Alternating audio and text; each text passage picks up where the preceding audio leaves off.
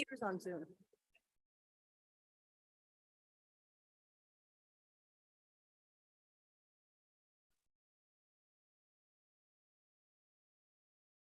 Peter's on Zoom.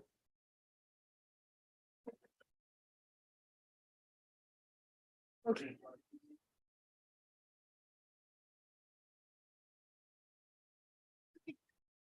Okay, we're going to start, Jason. Yep.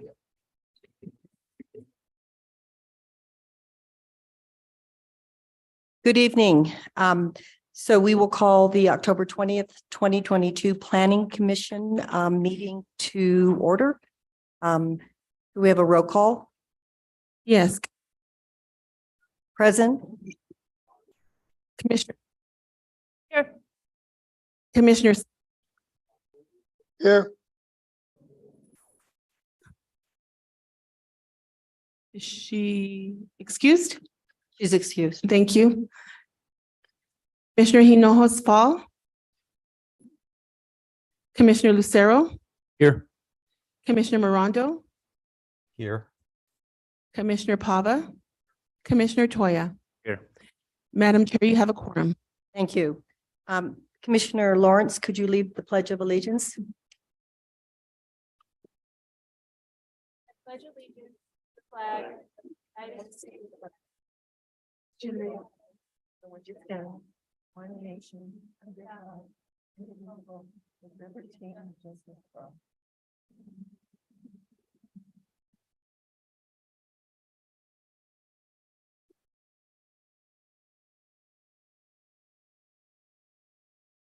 The next matter is the approval of the agenda. Staff, do you have any amendments to the agenda? Thank you, Madam Chair. We do have a couple. And I'm going to read them because they're a little bit complicated. So we request that case 2022-5764 Midtown Master Plan be moved ahead of case 2022-5766 Midtown Link Overlay Text Amendment. The master plan will be included by reference in the PUD overlay ordinance, and the PUD is referenced in the link amendment. So the city attorney has determined that the master plan should be recommended for approval prior to recommendation for approval of the link overlay text amendment.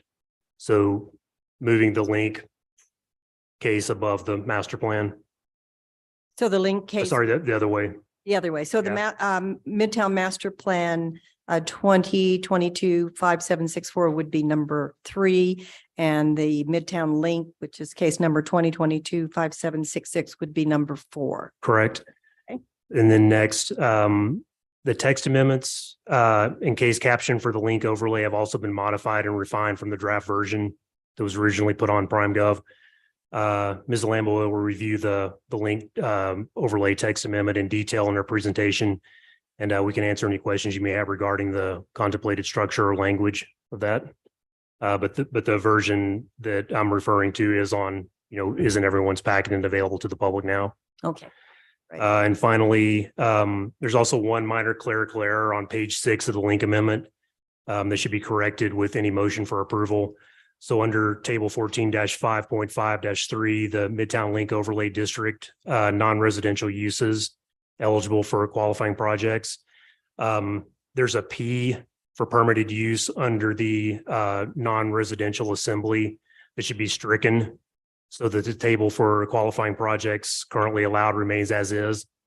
So there's no change to that table except changing the X's to P's to be in conformity with the rest of the Land Development Code nomenclature.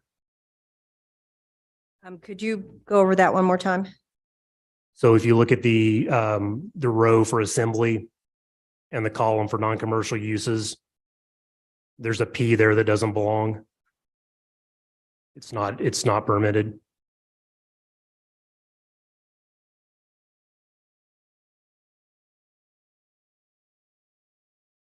Okay. Okay.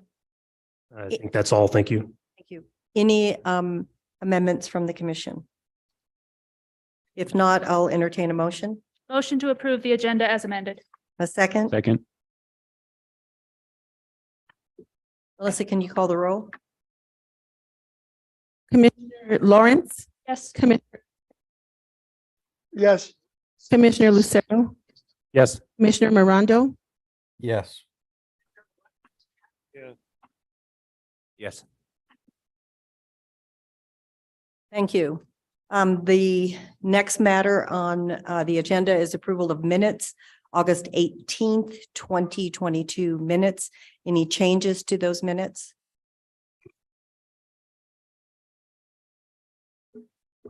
I have one change, and that is I was not present, but I was excused, and it doesn't have excused down there. Wanted to make sure I wasn't missing in action.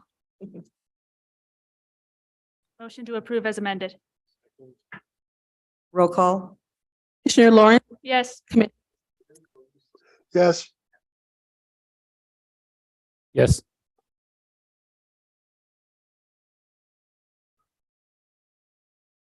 Commissioner Morondo. Yes. Oh, did he say pass?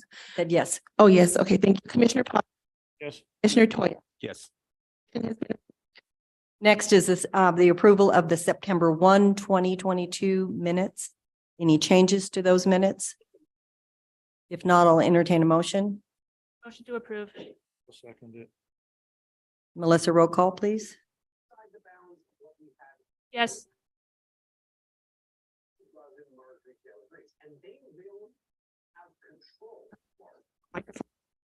Commissioner, I'm sorry, I can't hear you. If you called my name, I'm voting yes. We're gonna try the other microphone.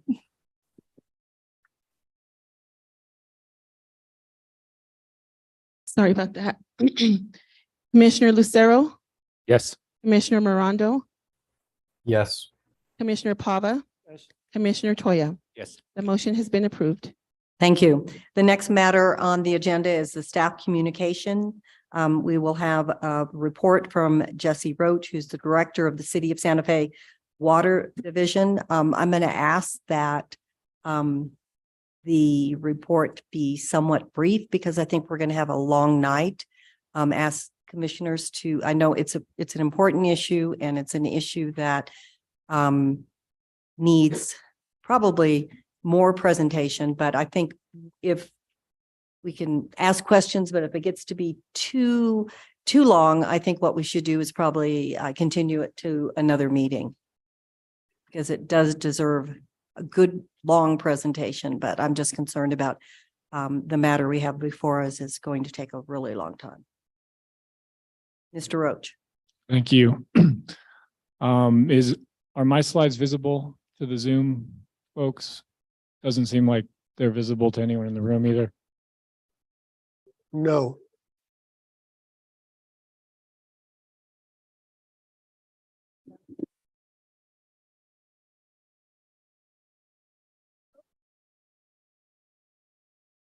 Okay.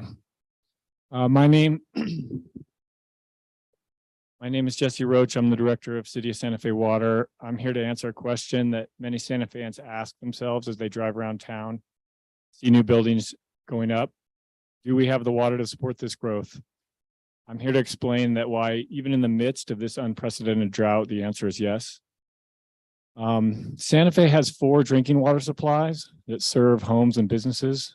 The Canyon Road Water Treatment Plant and city wells provide water from our local watershed, which is outlined in blue on the map, while the Buckman wells and Buckman Direct Diversion provide water from other watersheds. In addition, our wastewater treatment plant provides reclaimed water to water parks and golf courses. This graphic and table show where our drinking water came from in 2021. More than half was diverted from the Rio Grande by the Buckman Direct Diversion, or BDD. Almost a quarter came from the Santa Fe River. And we think of the river water as our checking account from either river, and our wells as our savings account. And I'll have more on that later. But let's back up a little bit and see how we got here. The first act of this story goes from 1880 through 1995, and we might call it Sustainability Lost.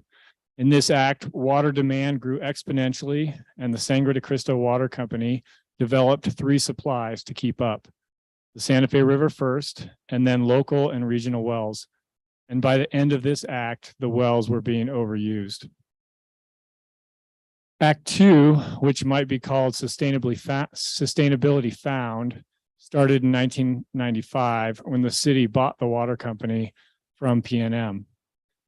From that time until now, dramatic conservation has reduced our total water demand by 1/3, even while population served has grown by 25%.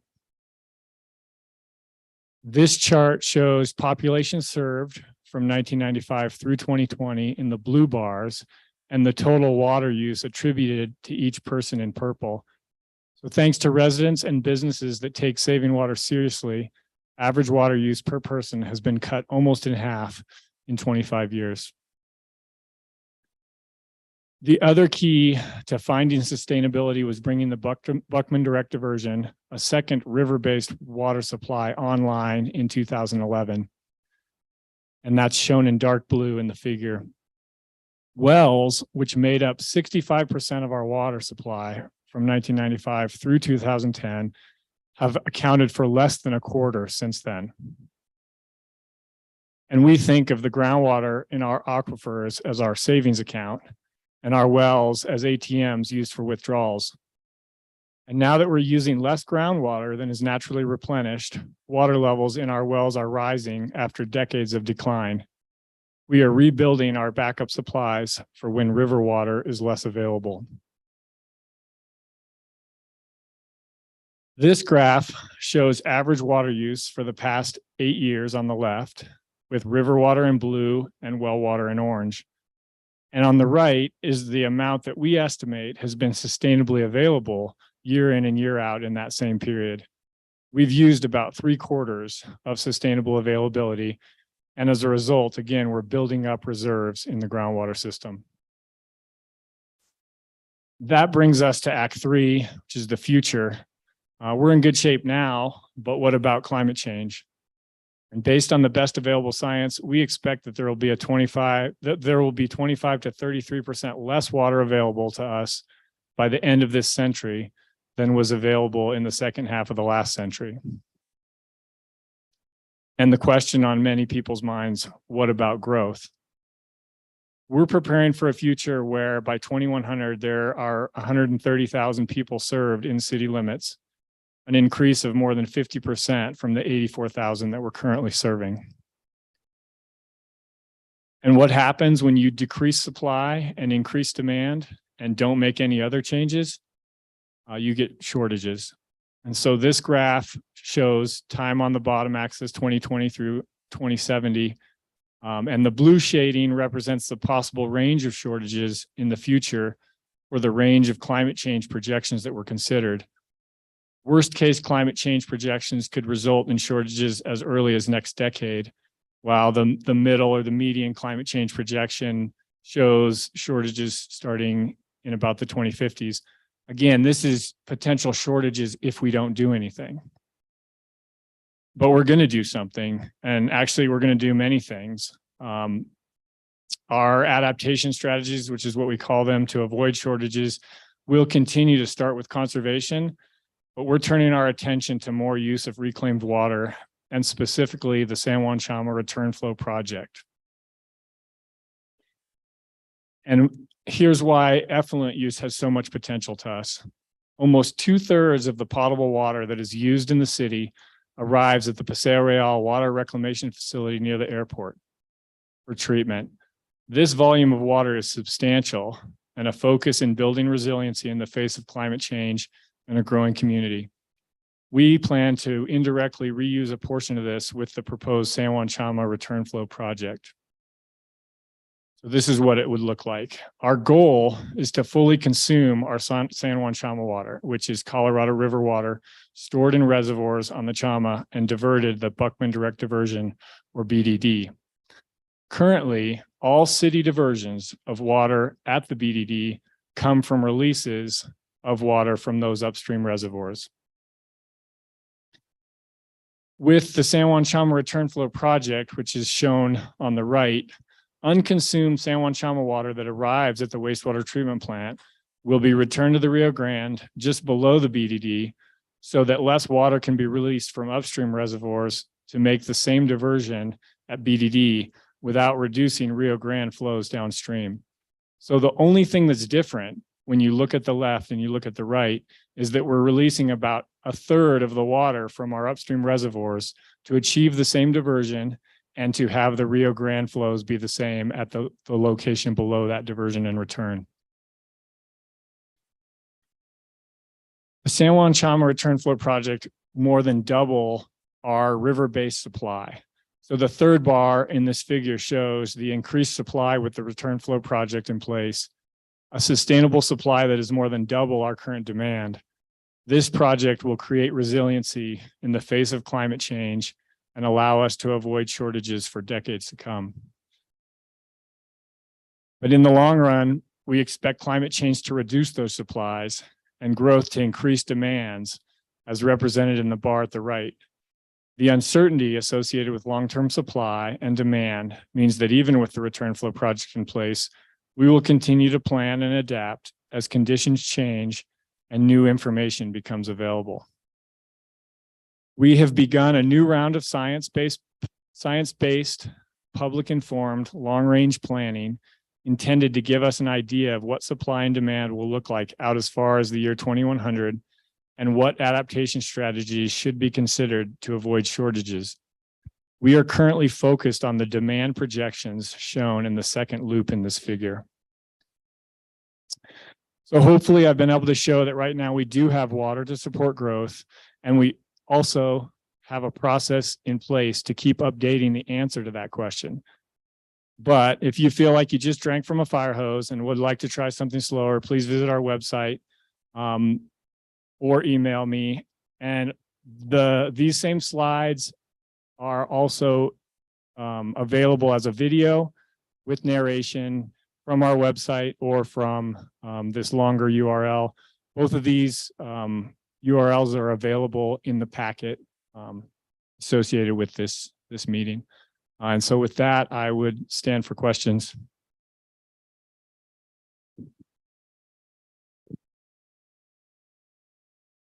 Commissioner Pava.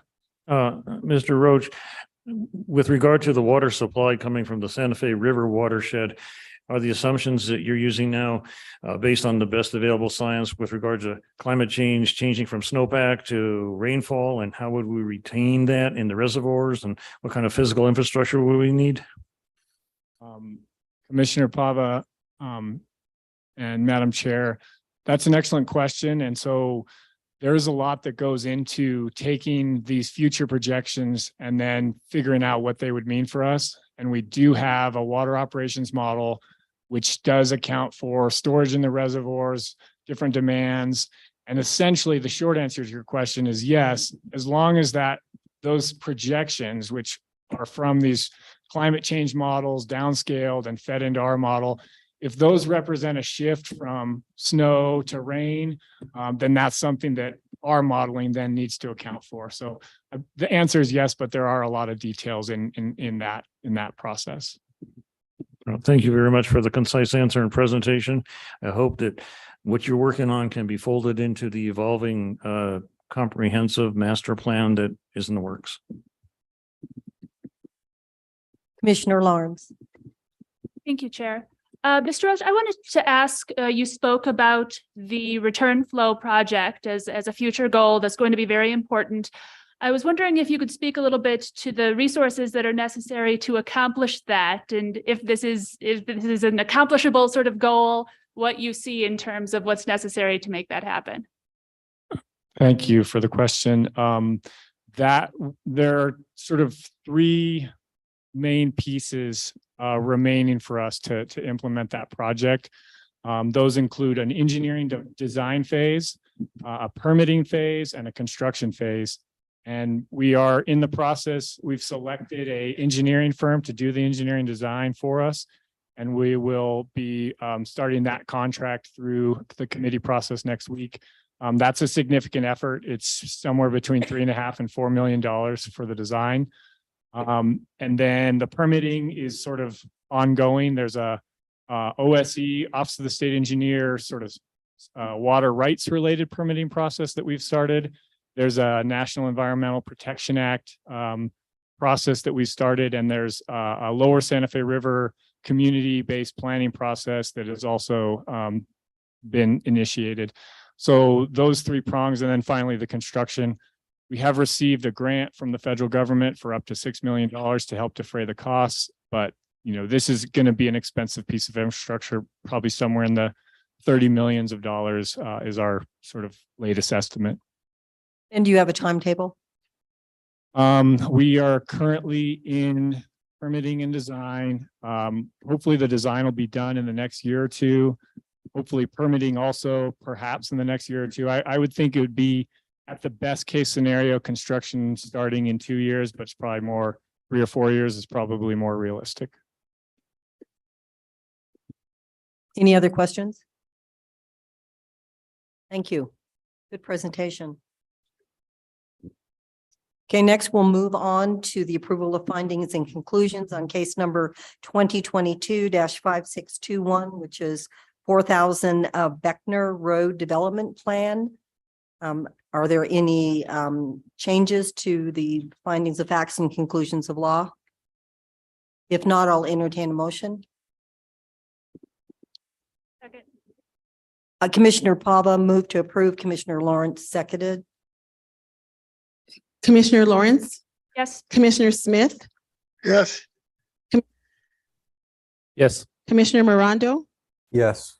Commissioner Pava, Yes. and Commissioner Toya. Yes. The motion has been approved.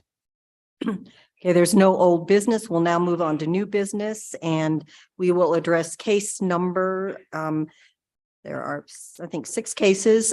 Case number 2022-5763, which is the Midtown General Plan Amendment. Case number 2022-5765, which is the Midtown rezoning.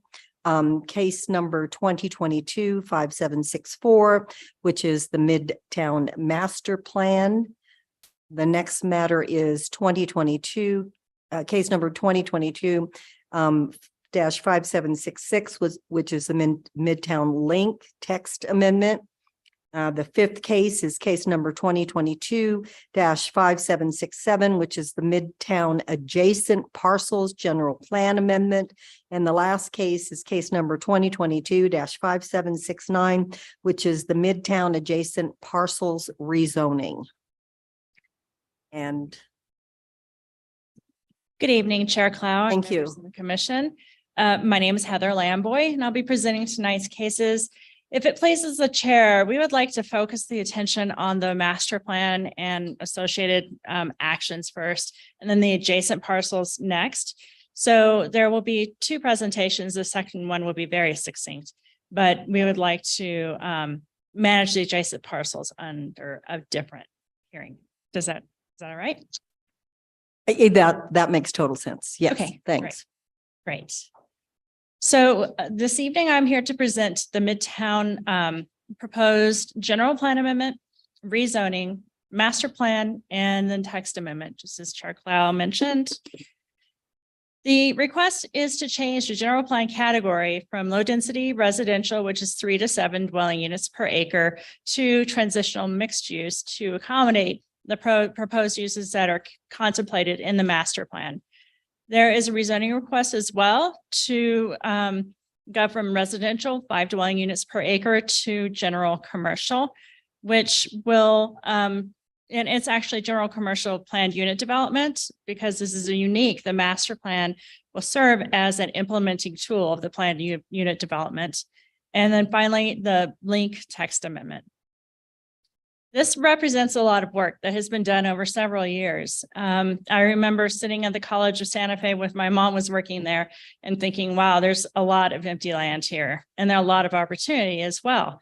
So shortly, after, unfortunately, the college closed, and we've had lots of different opportunities that we've tried, and now it's an opportunity to envision something bigger. So the link was established in 2016 and helped to set the stage for what we're doing this evening. The link also covers a larger area than just this particular case. In 2017, the governing body asked us to pursue discussion with educational users, also pursue expansion of the existing film facilities and programs, including post-production and sound studios, to develop a workforce housing and to find an adaptive reuse for the Fogelson Library, as well as create a master plan for the campus. So following those marching orders, in 2018, the team was able to come back to the governing body and the Planning Commission to present the planning guidelines that were developed by the community. And those guidelines have a lot of detail, but the engagement process also included a design charrette. And this is a picture of one of the designs. But the idea for redevelopment of a site was something that the community really got around and embraced. And I think that the engagement process was especially helpful to people to be able to envision what the possibilities would be. And then this year, earlier this year, the governing body directed city staff to develop a community development plan and to complete the entitlement process relative to a master plan and then zoning and the general plan amendment, as well as the link text amendment. So this is an aerial to orient you to the overall site. So you can see sort of the ring road that is there. The entire property is not encompassed within the ring road. There's some properties that are not included, and there's some properties that are outside of that road, but that's just sort of a general orientation of the property. The Art Institute is here over on the northwest corner of the property. And then the Schelleberger, just to orient you, the Schelleberger Tennis Center here is on the southwest corner of the property. Around the site includes Milagro School, which is across the Arroyo on the east side of the campus, and Llano Street as well. And then to the west, there are state facilities and state-owned properties, of which some of them will be topic of the next hearing. Nava Ade School, as well as the Franklin Miles Park, are also in the proximate area. So the current and future land use is public institutional, which falls in line with the educational use that was part of the College of Santa Fe for a long time. And previous to that, it was Bruins Army Hospital as well. So the Christian Brothers acquired the property from the federal government after World War II and slowly redeveloped the site to the College of Santa Fe. Some of that land, though, that went from Bruins Army, the Army facility also went to the state and to the federal government as well. And that's why you find state facilities in that general area. Originally, the College of Santa Fe campus extended all the way out to Cerrillos Road, but in the interim, some of that land was sold off, and there is the commercial corridor adjacent to Cerrillos Road, and then the college campus is in that blue area just behind the red there on the map.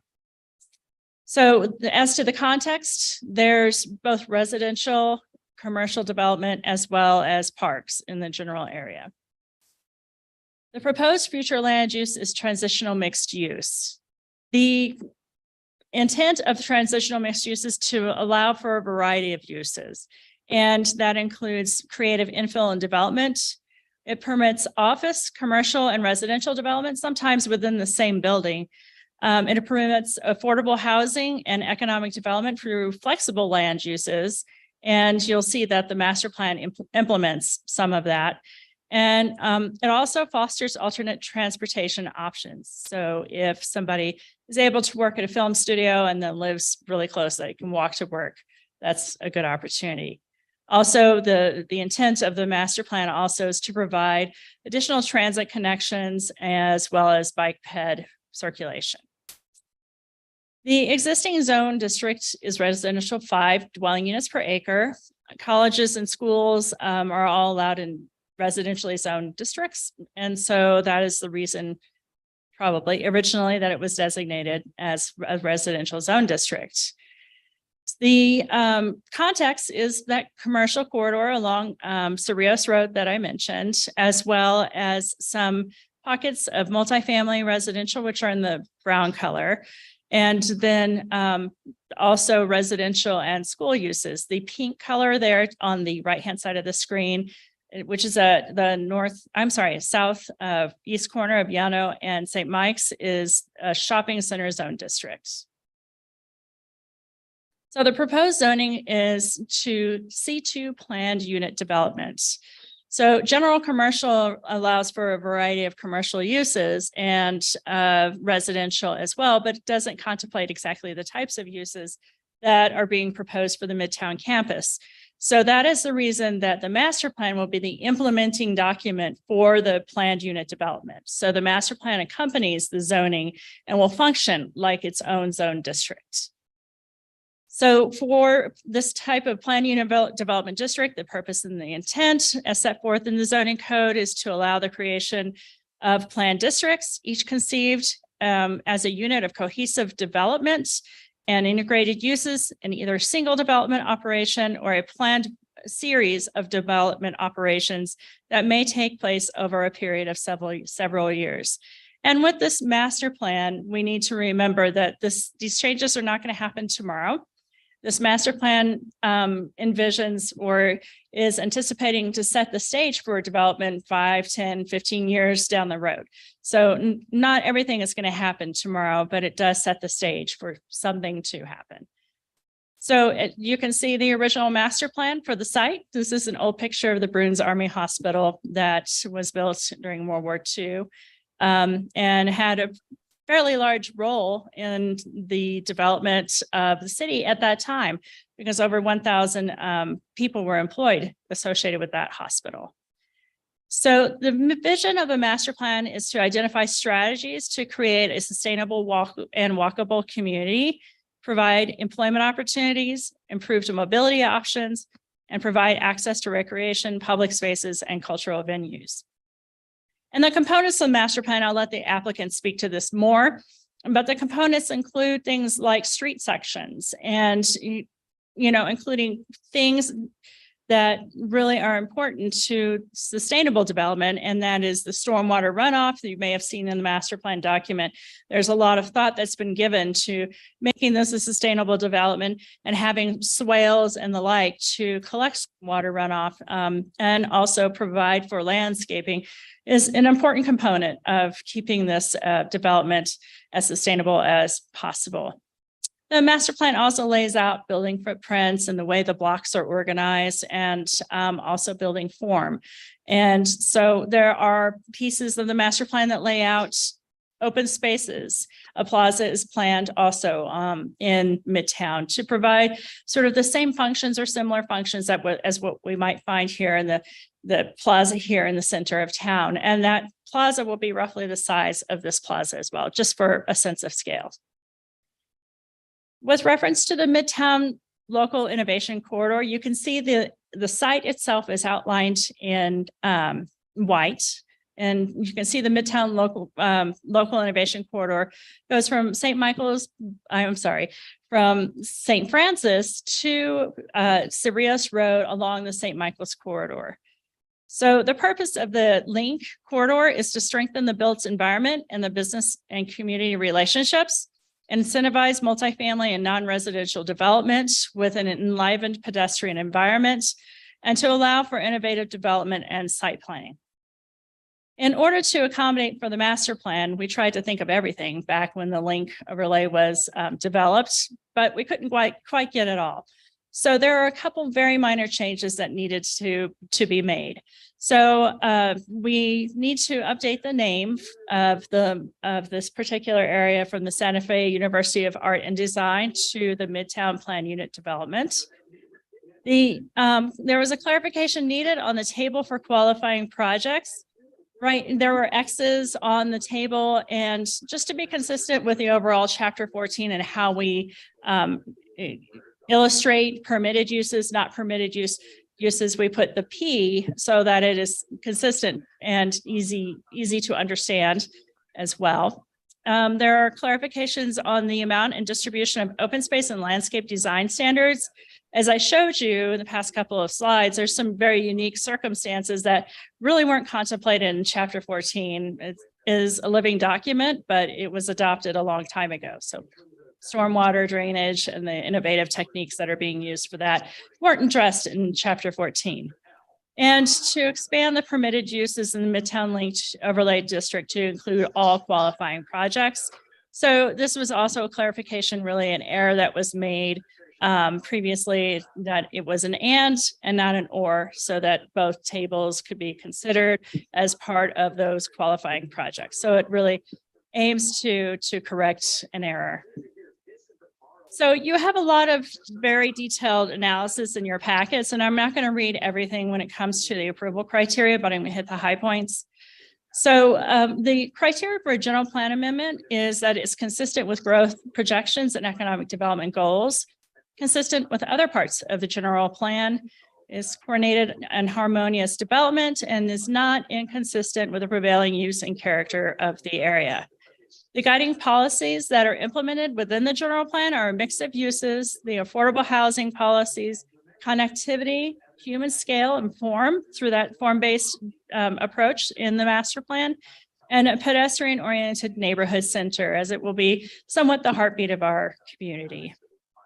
With reference to the rezoning, the criteria for approval is that there's a change in the surrounding area, and of course, the loss of a major educational institution is changed.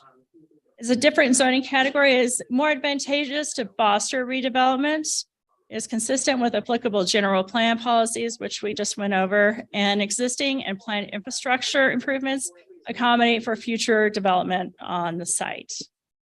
And then the approval criteria for a master plan is that it's consistent with the general plan, is consistent with the purpose and intent of the underlying zoning district, which is C2 PUD. The master plan will contribute to a coordinated and efficient development of the community, and existing and planned infrastructure can accommodate for redevelopment of the site. And finally, the criteria for the text amendment to Chapter 14 is that it is compliant with the law, consistent with the general plan and other governing body policies, and is consistent with the purpose of Chapter 14. So that concludes my presentation, but I do want to share with you one condition that planning staff felt was important to acknowledge. We have been collaborating with our community partners, and we were made aware of a concern. And so one of the conditions of approval, and we have been working with the applicant team to update the plan, and they have been doing monumental work to change the plan in response to this comments or these concerns.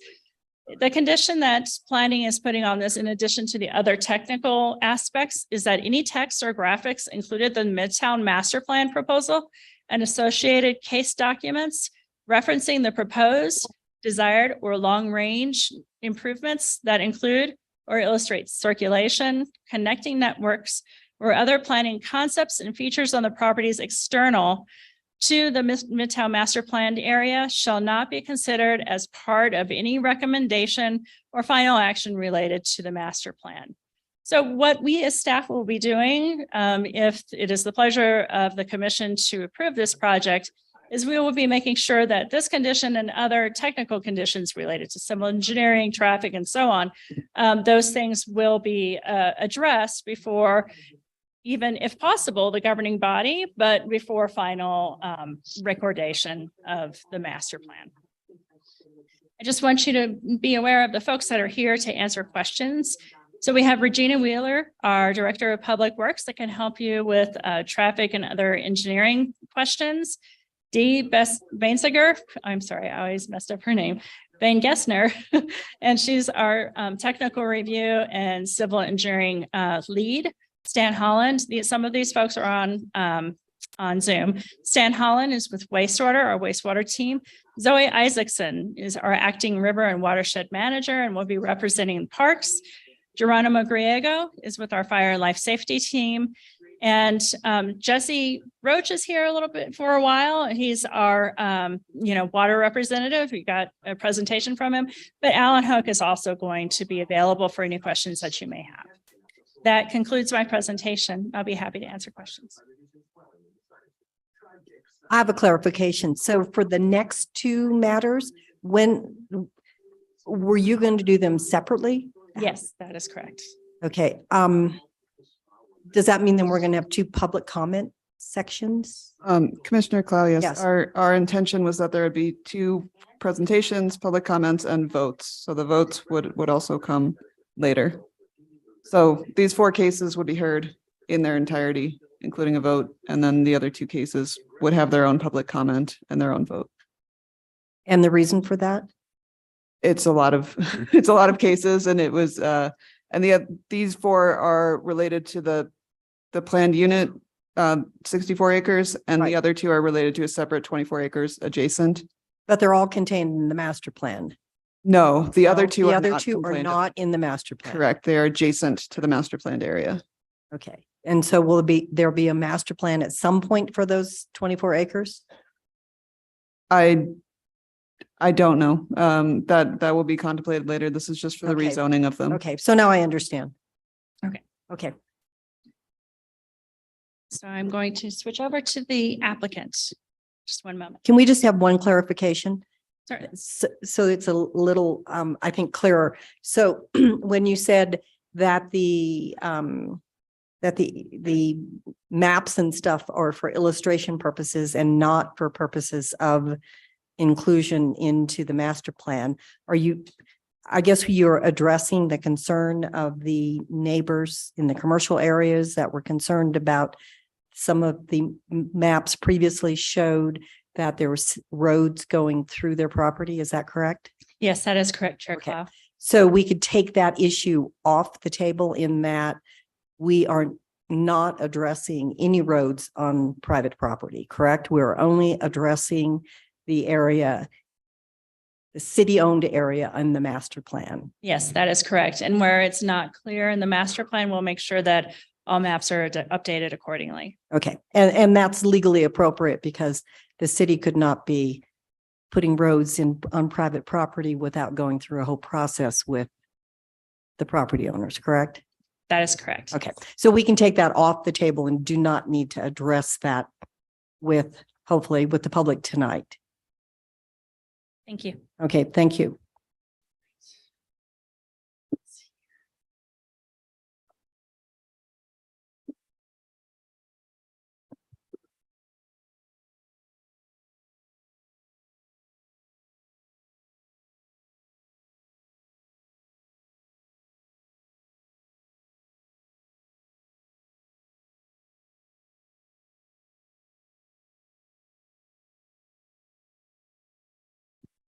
The applicant team would like to start with a very short film. It's just a couple of minutes. It is, Lee, do you want to introduce yourself? yes, thank you. Sorry. And do My you name- need to be sworn in? I think we're going to swear in everyone on the applicant team just to cover our bases. Who else from the applicant team is going to speak?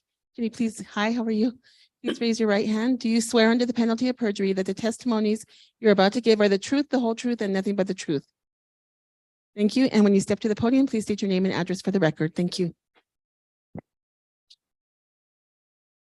Thank you, Madam Chair. This is my first time up here as an applicant, so I'm not accustomed to swearing in and stating my name. My name is Lee Logston. I've been with the city of Santa Fe 5 years. In current planning, most of my time I am with economic development now and have been part of the applicant team here for the Midtown effort. We would like to start off our time here with a short film. It's just a couple of minutes. It was made by Little Globe at the block party that we held at the campus last October.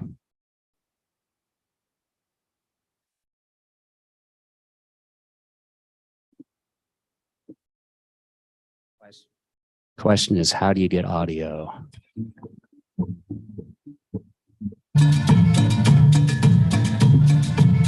Y aquí tenemos a la entrevistadora, ella va a ser la que va a estar haciendo las preguntas y lo tenemos en español y en inglés.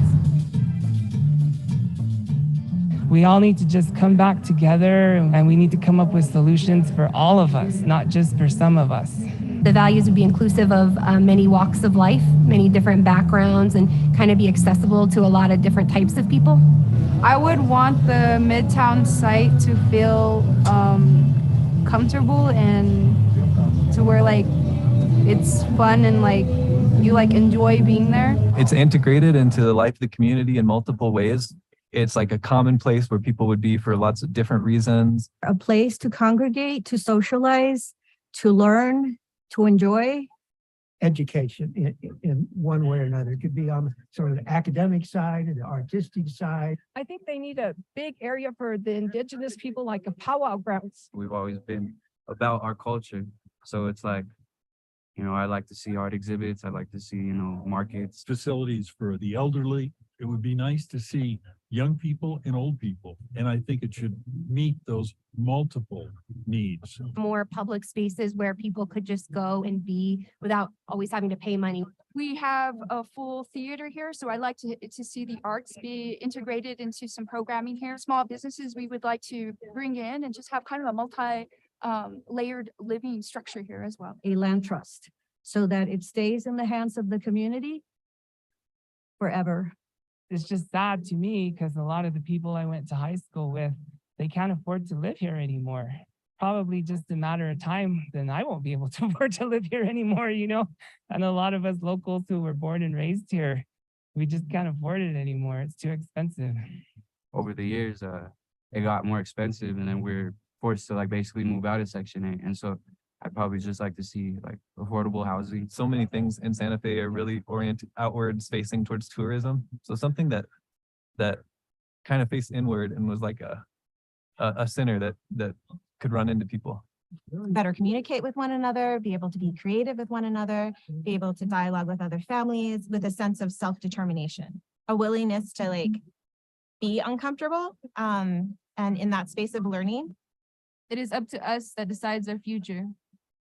Right now, we must let the youth and healing lead the way.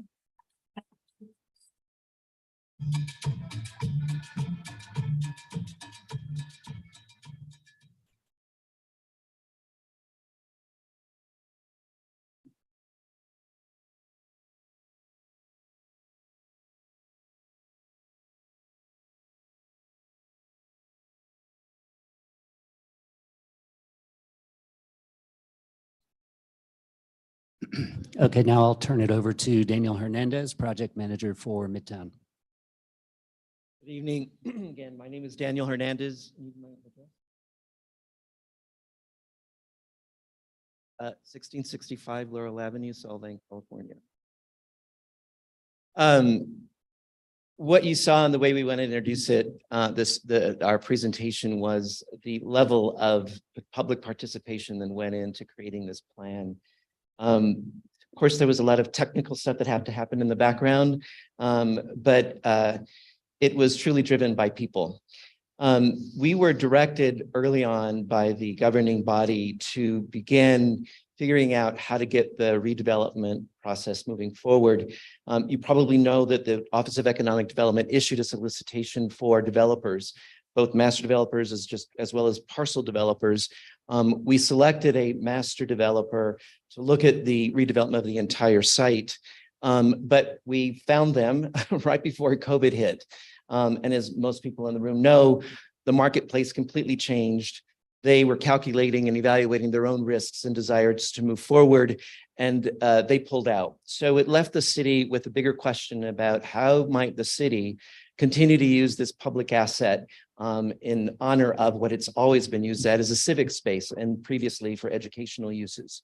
So through the Office of Economic Development, a series of tasks were actually given to a team of planners to work with communities to develop a plan for the future redevelopment of Midtown.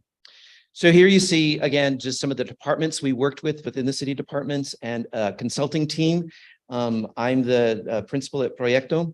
We worked with the land development and economics team. Dina Belzer is on Zoom with us tonight if we have specific questions for her. Opticos, they did the land planning and urban design. They are also on Zoom tonight. Stefan Pellegrini is with us. And different engineers from Wilson and Company. Again, these were the technicians as we gave them information about what the vision and future goals and objectives that people describe that they want to see at Midtown. So again, it was a plan that was created with and for people. We were the instruments of providing the technical elements to actually get us to here tonight after so many years. One of the things that we learned from people during this process was it wasn't only the physical realities of what could be built on the land development pieces, master plan and the zoning, but the policies once these things were put into place. Yes, residential, but affordable to whom? Yes, new businesses, but jobs for whom? And how might we access those jobs? How does art and culture, particularly community arts and culture, continue to play a role and is visible and the thing that attracts people to Midtown? So these were big questions that were not necessarily completely physical from a land development perspective, but more policy driven. So community development plan, a draft of it is posted on the Midtown website right now. I'll give you more information later, but that was an accompanying plan to the plans that you see tonight before you, the land development plans, the master plan, the zoning, the overlay, the amendments, et cetera. These are the technical pieces that the technical team helped put together that fulfill the vision that the community gave to us over the years. So I'm going to walk you a little bit in this presentation of the inside of the master plan, and I'll go fairly quickly because, again, it's available to you. You most likely have seen it before tonight, but there are 6 chapters plus an appendix. So I'll walk quickly through the plan. But one of the things that we wanted to make sure is that once it's approved, we're hoping for approval, that it's not dead the next day, meaning it's not a really prescriptive plan. It has flexibility built into it so that it can respond to different goals, public policy goals, developer objectives, financing availability into the future. So again, we want it as flexible as possible and not prescriptive. So it is a form-based plan. We'll talk a little bit more about that as well. But we did want to communicate to the public that there are some things that can and cannot happen there. So therefore, the zoning, the land uses, where some of these particular uses can actually happen on the site, and the environment that we want to see there through the design guidelines. This process started long ago, and we believe that it started way back in the 2012 to 2016 that led to the link overlay. This plan is built and enhances the link overlay onto the Midtown site. Again, there was several plans by local design firms submitted vision plans, very conceptual. They had no idea about existing infrastructure or other things that would guide decisions about the redevelopment of the plan. Those culminated in the Midtown planning guidelines. Those also guided all decisions as we move forward into 2021, 22. But what difference, the difference we took on in 21 and 22 was we thought, rather than government leading the engagement effort, we wanted to work with local community organizations that had constituents that we don't always have access to. So we provided a stipend to support their efforts. They created the engagement plan, facilitated it, hosted it, which led to the block party that you saw today. And it culminated in a report that also informed the plan that you have before you this evening as well. So the plan says to people, here's where we heard are your preferred uses, other possible uses you want to see there. In the C2 zoning, these types of uses are our priorities as well. And the new zoning will allow that. They knew that the site sits in the very geographic center of Santa Fe. So again, a lot of the discussion was it sits in the center, but it's a little bit of an island. So how might it set a precedent for the way that we see Santa Fe redeveloping in the future with around sustainability, walkability, safety for pedestrians and bicycles, healthy buildings, et cetera. And as that idea of center also, and how might it radiate out into the rest of the city, adjacent properties and surrounding neighborhoods.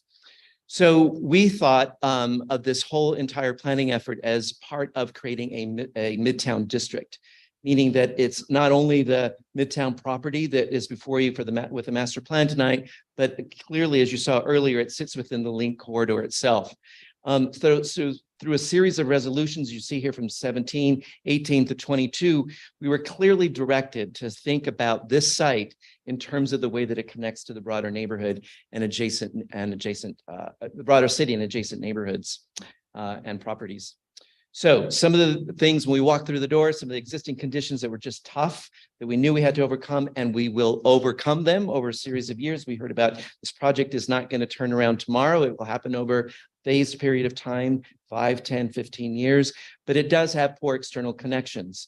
It has infrastructure. Much of it needs to be replaced or rebuilt, improved. It had poor stormwater infrastructure. We heard from a lot of adjacent neighbors about flood problems. And also there was no clear block pattern or development parcels or development to happen there. So these are basic terms around blight, the way that you want to see a site that's not really developed, can't be developed tomorrow, but you have to prepare the site in order for development to happen. And this phase, this moment, this master plan is that first step into going to that direction. Some of the opportunities we saw, though, is there's a strong commercial corridor that surrounds us. So connecting to the corridor was really important, both for hopefully the adjacent property owners as a new marketplace happens on the Midtown property, but also there's schools, commercial, there's transit that's nearby, and how might we begin thinking about people who will live and work at Midtown to access some of those by creating the type of street patterns and block patterns that we want to see in Santa Fe in general. The other one was just making sure that we had a really strong, good, clear, open space network that could be programmable for public purposes. So one of the driving forces then was creating the street patterns, and we'll talk a little bit more about that, and you heard a little bit about it earlier, but that they accommodated multimodal mobility. So we know today Santa Fe is a very car-driven city, but as it evolves, how might design patterns, urban design patterns in Midtown begin to inform future road patterns that are safe for not only the automobile, but for pedestrians and bicycles as well. And also how they link public spaces together and how they actually participate, these open spaces and streets, participate in a bigger green infrastructure for the city as well. So again, these were part of the urban design vision. We thought about block dimensions. So the block dimensions were fairly small so that people felt like they could go from block and block, turn the corner and go and do different things throughout the district itself. There's different patterns for stormwater integrated into the whole open space system, meaning both streets as well as clear parks, arroyos, et cetera. And so if you look at the master plan, you'll see different systems that we want to incorporate as we move forward into the green infrastructure system. There are different types of civic and open spaces. So we scattered them throughout, and we made sure that the design of streets there were a clear design of streets that connected them. The streets are green, good street patterns with trees that create comfort for the pedestrian, but also the way that the buildings meet the street so that there's a pedestrian feeling of, there's something of interest as you walk down the streets. The plan shows the urban basic scale of the site. So again, this is both an east-west and a north-south section of the site, meaning if you're cutting right through the site, what might the scale of it look like? So on the top one you see in the center of the plaza, the buildings toward the center of the site are higher, more dense, and they begin to go lower as they go to the edges of the site. Again, to create a sense of center, a sense of place by putting both mixed use residential in the center. We've thought of the whole, again, this idea about flexibility was thinking not necessarily about architecture only, but about the forms that create great streets.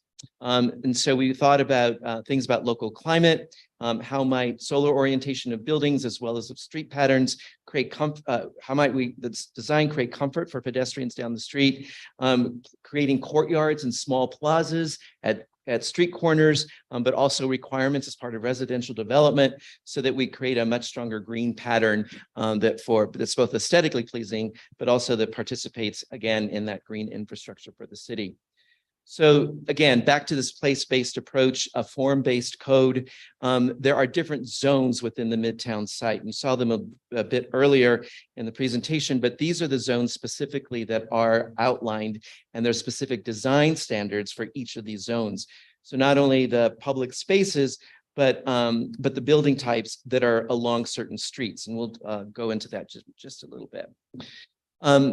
In order to design for and determine the level of infrastructure that was needed, we needed to establish maximum capacity for the development of the site. So here you see the commercial development capacity. And again, these are estimates, these are maximums. They could go lower, but most likely they won't go higher than these maximums for commercial development. The same thing with residential development.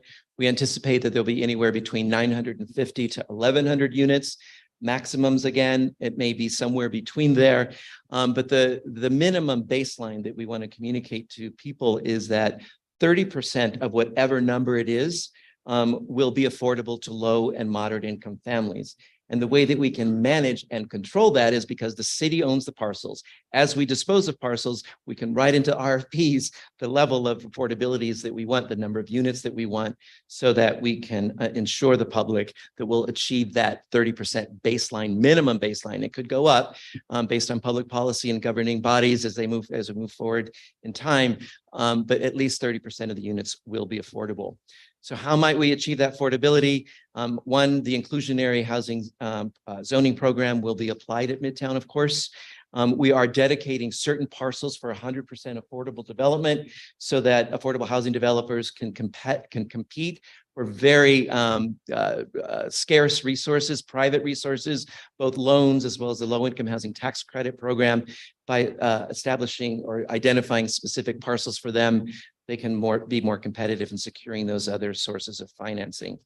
The other thing too is we wanted to ensure that the RFPs, as the city releases them, encourages developers to look at diverse tenures, meaning small families, large families, young families, old families, families just entering into the workforce, families moving out of the workforce, so that there's a diverse unit type that attracts a broad range of households. And then finally, the link between economic development and living in an urban area. We're proposing live-work units in the master plan as well, so that small entrepreneurs can work from home. And also, we found that live-work units help enliven streets, because oftentimes they may have clients that may come to visit them. So it encourages more life on the street. A lot of discussion, and you see the list of things that the planning team looked at, but universal design, the guidelines around visitability, meaning someone who may have various abilities to maneuver through space, active design, design for health, health equity framework. All these different programs establish different guidelines for ensuring a healthy environment for people of all ages and abilities, and they were used to design the street patterns also in the Midtown plan. I highlight vision on this, connectivity and mobility vision, because it is a vision. Again, what we can control is the Midtown site. We can allude to, imply, have desires, aspire, and hopefully inspire adjacent property owners and surrounding neighborhoods to connect to the Midtown site and establish hopefully mutual benefits in connecting Midtown to a broader city. So again, it's vision, but we have some thoughts about ways that it could connect, and we want to continue and start, we haven't started yet, working with property owners to think through their own planning as they move forward with any redevelopment plans they may have, and taking advantage of the link overlay. There's different types of street patterns. And again, I'll show you some of the form-based code for these street patterns. So you see these different colors, and when you look at the master plan, each street pattern represents a particular design of street. So here's a neighborhood street, and then all the dimensions and design patterns that are required for that neighborhood street are in the plan. Again, there's form-based codes for civic spaces. So here's the plaza. It doesn't dictate the plaza, but it talks about the dimensions of the plaza. So as it gets implemented, there's a size pattern that we want to see that is similar to sizes of plazas that people see and experience in northern New Mexico and here in Santa Fe. Here's a form-based code for a civic space, a pocket park. So that in the plan, there's different areas throughout that have green spaces for people to pause, rest, and enjoy the outdoors in the Midtown site. And then there's form-based codes for buildings. So again, this is the plaza area. So again, we want to see stronger, more dense buildings around the plaza to create a sense of center, to create a wall for the plaza with portales that are down below, so that we are using similar urban design patterns that people are familiar with in northern New Mexico. And then a neighborhood paseo. So here's a less dense, here's where you might see more residential, maybe live work, condo units, And so there's specific design patterns for those. Again, they are patterns, they're form-based, they aren't prescriptive. So it allows a developer to work within a framework, but not dictate what they do, so that they can do what developers do best, figure out how to maximize the use of a site. There's a strong stormwater infrastructure chapter, and I won't go into it, but again, it's available. But we wanted to make sure that we thought about open space, streets, plazas, et cetera, as part of a stormwater infrastructure, so that it's not all buried, but it's part of the experience of being at Midtown. Finally, the plan ends with an appendix. There's a series of maps in there that just begins to guide people into how different areas of the plan Midtown site will be developed. I'll end here. This website, midtowndistrictsantafe.org website, has been up for a couple of years now. There is a lot of information. There's a tab, progress reports, that Rich and I have been giving to the governing body almost monthly. There's all the plans that we're seeing tonight, as well as the reports I talked about earlier from community engagement events. There's a ton of information. And so I encourage people to visit the Midtown District Santa website. And I'm open for questions, I think. Thank you. It's a very thorough document for sure, and nicely illustrated. So right now what I'll do is open this up to the commission to ask any clarifying questions that they might have, so we can focus in on the issues, and then we'll open the matter up for a public comment. So do any commissioners have any questions? Commissioner Lawrence. Thank you, Chair Clow.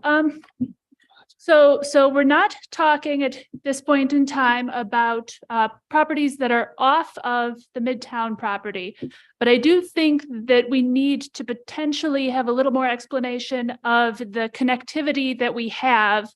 I know that there is a transportation master plan summary in our materials. I'm curious if there's been any thought, any analysis about whether those existing connections are sufficient as Midtown gets developed. I'm wondering if you can speak to that a little bit, please. Yes, thank you, Commissioner.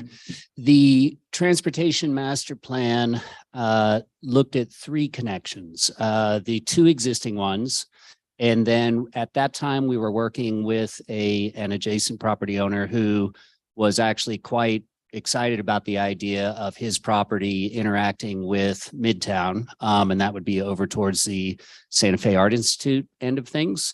And so at that time, we felt like we had a pretty solid lead on an outside connection. And so that connection actually was analyzed as part of the traffic management plan, but it moved minimal traffic because when it reaches Cerrillos, it's right in, right out.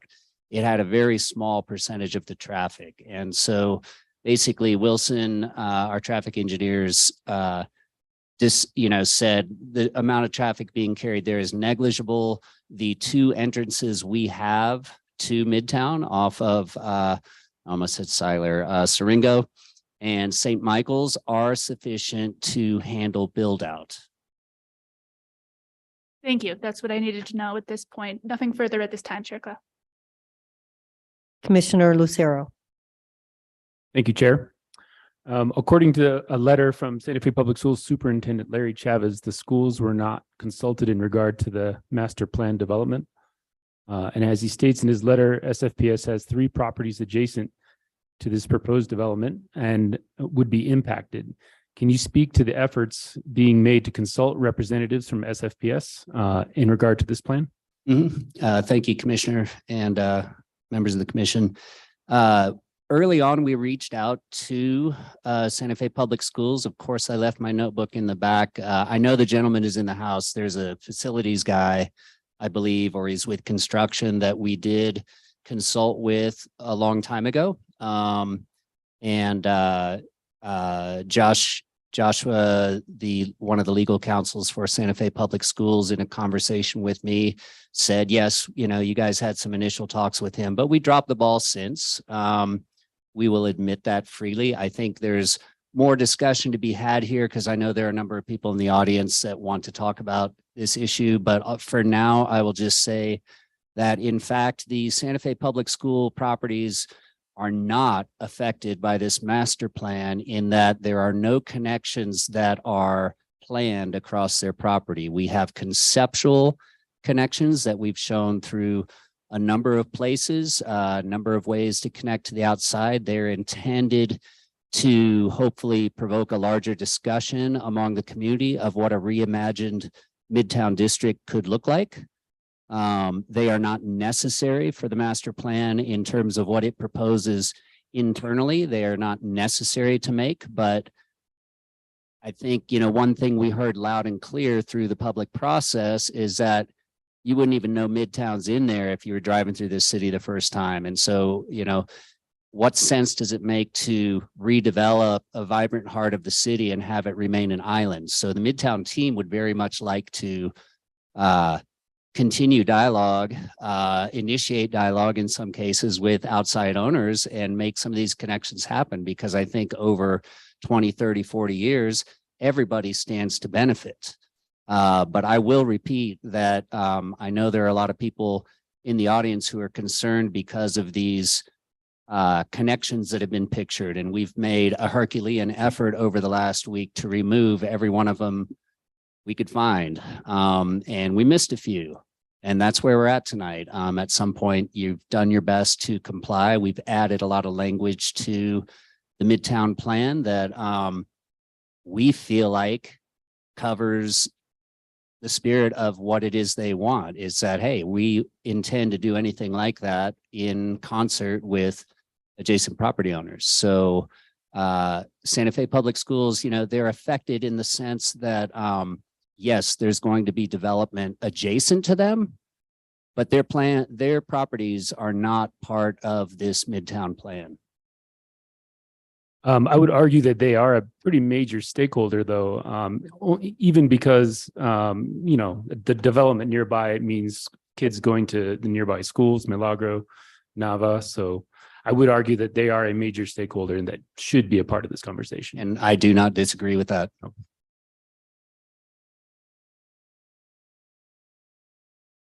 Madam Chair.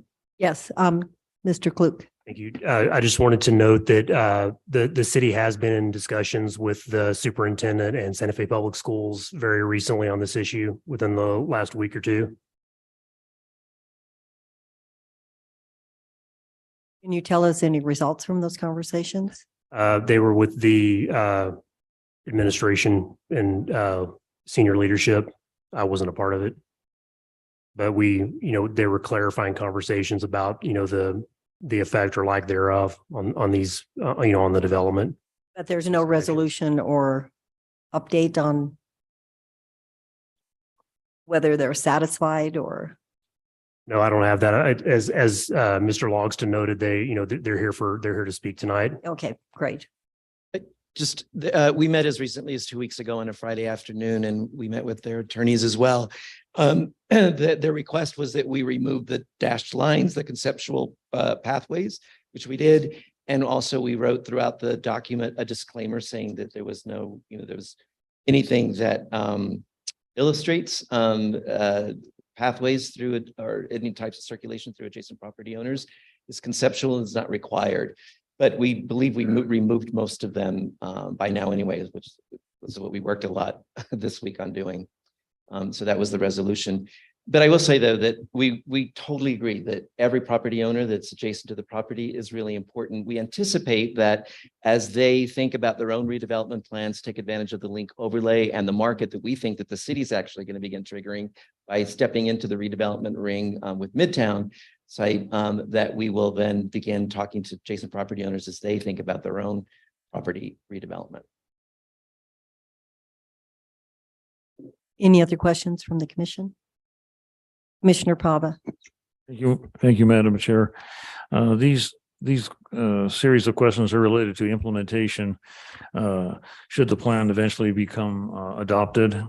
And so the first I'd like to ask would be, is the design standards, and that's what they are called in the plan, standards, not suggestions or guidelines, are the design standards and the C2 PUD subject to zoning uses binding per adoption of the Midtown Link text amendment? Is that how they'll be implemented? So that they are not they are not adopted by a resolution. This is an ordinance. Is that correct? Chair Klaus, if I could answer that. Yes, the PUD, the planned unit development, is adopted by an ordinance. And the design standards are part of that. So they would be law, essentially. They're not a suggestion. Thank you. My follow-up question to that is regarding the form-based code patterns, as they're called. How will the designs be evaluated for compliance? A ranking, a weighting system, points? Because sometimes systems like that end up with things like the apartments at the entrance to town that passed the ranking and point system, but most people would agree aren't the Santa Fe style. And referring to the Cielo or whatever it is out near the outlet mall. How will this be ranked and evaluated to pass muster?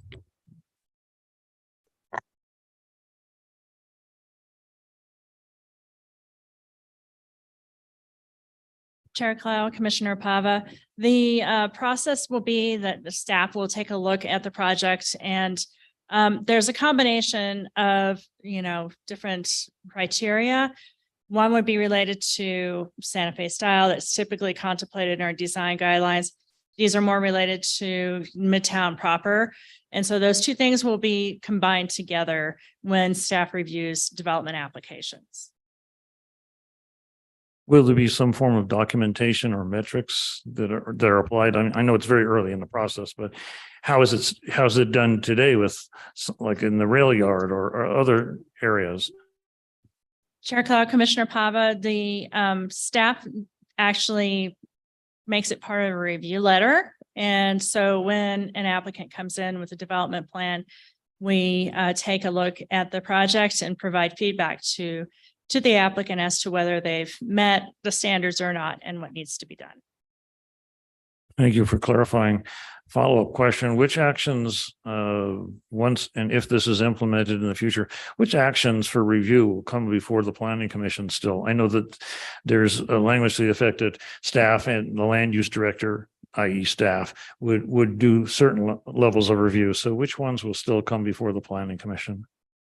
Chair Cloud, Commissioner Pava, there are qualifying projects that are outlined in the link that are already in place. And it just depends upon the type of project. But for instance, a multifamily project would be reviewed by staff and it would be considered an administrative review. There would be opportunities, and I'm sure there are other projects I'm not thinking about right now that the Planning Commission would hear, but there are also opportunities to see the project if the land use director's decision is appealed. That in those cases that this commission would hear that in case there's a qualifying project that staff has reviewed.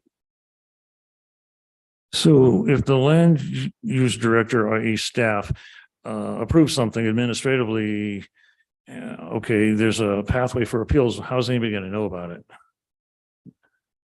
Chair Clow, Commissioner Pava, this is something that definitely needs to be worked out. From a functional operational issue, I think we're going to develop a program for which we notify people of the application so that they're aware of the application. As you know, we're going to be updating Chapter 14. There are a lot of things that need to be addressed. And so notification of the community of applications, directing them towards information on the website so that they can provide feedback if they wish, is one process I would imagine we'd follow here. I know I'm asking a lot of detailed questions, but I think that's where the devil resides. Thanks. Commissioner Pava, if I can add to that too, at a basic level, so a skeptical person might say, okay, well, what if that process never comes to be, or, well, what do we have now? What we have now, even before that process comes to be, is the RFP process. So once again, the city owns all the land.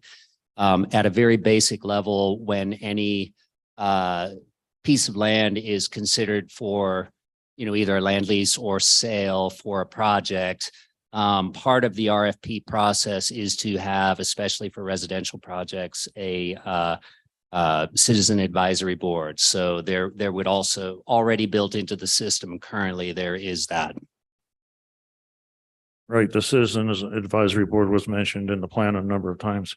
Getting a little bit more specific, I know we're going to deal with the exterior, the surrounding areas in a bit, but following up on Commissioner Lucero's question about the schools, what kind of contact have you had with the state? I haven't seen documentation one way or another, support or against the proposal. And yet the state lands, lots of them are included, of course, for the general plan amendment and the rezoning. So is there going to be, is the state in support of this? Is there going to be some, that's my question. We have our applicant team, legal counsel in the back, Andrea Salazar, who could probably speak more elegantly to this. But in a nutshell, we were directed in resolution 2022-12 to work with the state to swap land adjacent to Midtown. And so we are actively doing that right now. We do have in the overall application packet authorization letter from, I believe, Anna Silva with the state. And that is basically, they know that we're pursuing the rezone and we have their permission. Once again, those properties, other than Tract O, it's called, which was the old barracks site, that's actually within the master planned area, but the rest of the state-owned lands are not actually within the master planned area. They're just in a C2 rezone area that we propose also as part of this. That's helpful. Down to a more specific topic, I noticed that there are a lot of legacy buildings that are considered anchors and instrumental in the recreation of the site. What about the theater formerly known as the Screen? Excuse me, we are forming a request for proposals for developer operators for the expansion of the Garson Studio film lot, and it will include the existing movie theater. Without divulging too much about the RFP, we did put in there that we want to see community programming and access to that theater as part of their proposal. They may want to use it as a screening room, but we also said that we want to make sure that there's public access to that into the future as well. So we'll see how competitive the types of responses we get and what they propose for the reuse of that screen theater. I think that my queries have been addressed for the time being. Thank you all very much for your time and effort. And just one final question. Can you repeat how, in the last 4 years or so, how many people do you think have participated in this process? And how many meetings, if you want to call them that, or get-togethers or block parties do you think you've had for this? Commissioner Pava and Planning Commission, I couldn't say offhand. I saw numbers in the 2018 planning guidelines that talked about how many people. I could probably, after public comment period, I could probably step up here and give you a better number. But, you know, I believe I can just tell you that at the block party we did last October, we had 1,000 people. And the 2018 Midtown planning concept phase and so forth, the number that sticks in my head, you could probably bring it up on a slide, is, you know, once again, several thousand with like 700, 800 plus participating very actively throughout their process. I can certainly come up with a better number for you, but I know that some of our Midtown engagement partners like Earth Care and went into the schools and talked to school children. I mean, there were literally, I would say in this round, thousands. And one of the things we are particularly proud of with our effort over the last year or two is our work with our Midtown engagement partners. And I can never name them all when I try, but once again, it's local nonprofits, community groups. They really got the word about Midtown out there to populations that are not necessarily normally heard from in major land use decisions like this. Either be, you know, on a basic level, sometimes because they don't speak English, on another level because they're working 2 jobs and they can't make it to public hearings, you know? And so we made a real effort to get out to the people. And we could have never done it without our engagement partners. And we're very grateful to them for this effort. And we feel like we've done the best we possibly can here. Thank you, Mr. Loxton. I just have to say, in my nearly 40 years of planning in a variety of locations, I've rarely seen a process as comprehensive, and possibly transformative, but certainly inclusionary as this. So thank you. Madam Chair. Thank you. And I agree. I mean, it's really the plan is really, really impressive. I was pretty much blown away when I started looking at it in terms of how detailed it is, how thorough it is, and how thoughtful and how much community input there was. You know, it's 4 years of a lot of hard work. Madam Chair, if I may. Yes. Thank you, Madam Chair. Commissioner Pava, I would just like to add regarding your question on public notice and public engagement for administratively approved qualifying projects. An ENN is required prior to approval for those. Yeah, thank you for that clarification. Any other questions from the commission before we open this up to public comment? Okay, so we'll begin public comment, and we'll first start with public comment of the people that are physically present, and then we'll move, when that is complete, we'll move to comment from people who are on Zoom. So Ms. Moore, do you want to sort of organize how you want to set this up so it's efficient?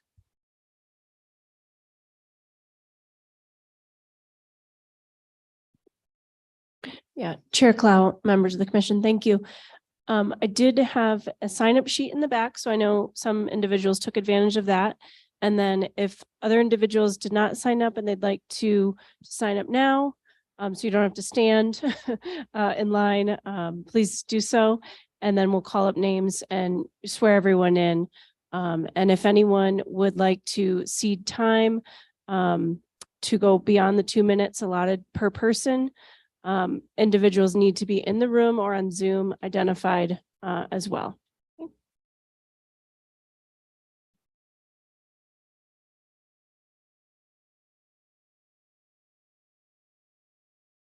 So the first person on the list I have is Derek Michael Higgins, and then Miss Odom after, maybe, or Mr. Odom, I'm sorry.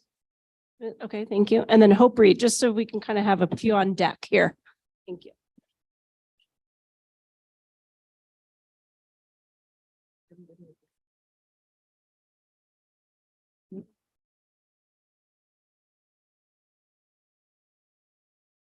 Okay, I'm going to go ahead and swear in Derek Michael Higgins, the Odoms. Is there two? Yeah, you. Okay.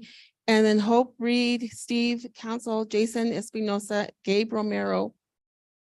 For now, those ones for now, and then the next group I'll swear in. Okay.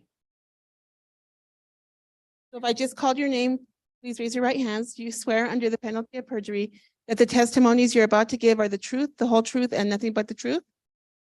Thank you. When you step to the podium, please state your name and address for the record. Thank you.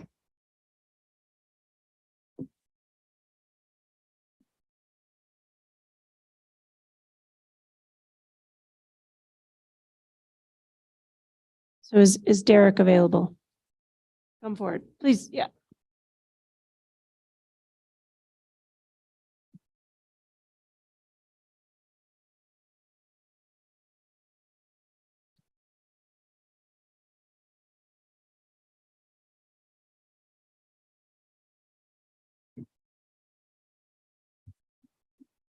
My name is Derek Michael Higgins. I live on 2020 Kailauka Evergreen Apartments. I have nothing to comment at this time. I'll leave it up to you, wiser people. Thank you. And then we have Sherry Odom. Hi, my name is Cheryl Odom, 1152 Huerta de las Acequias, District 4. I just have some questions.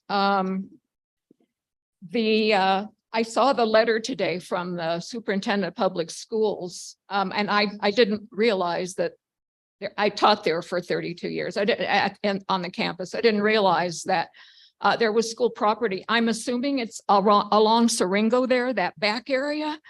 But it would be nice to have that on the map so we can orient ourselves to where the public school property actually is as we move forward, if there's a way to do that.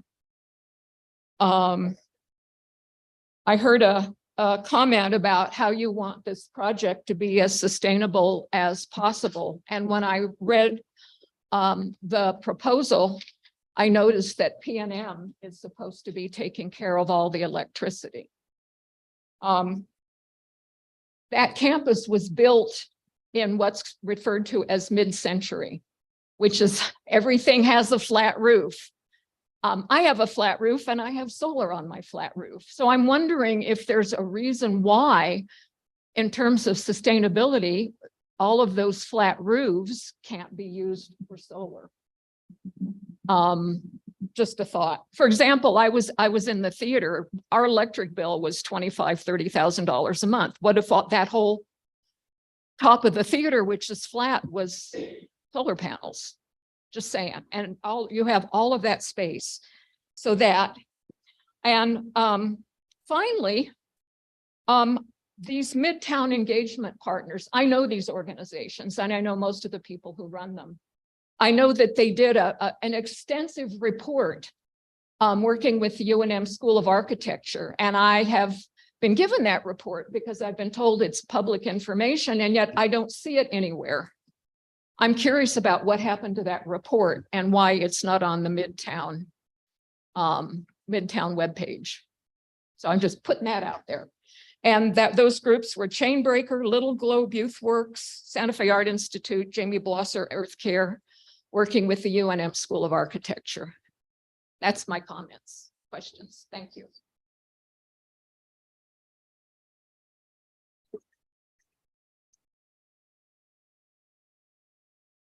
Okay.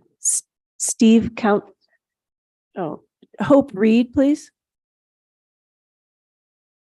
Steve Council. Jason Espinosa. Okay. And then Gabe Romero.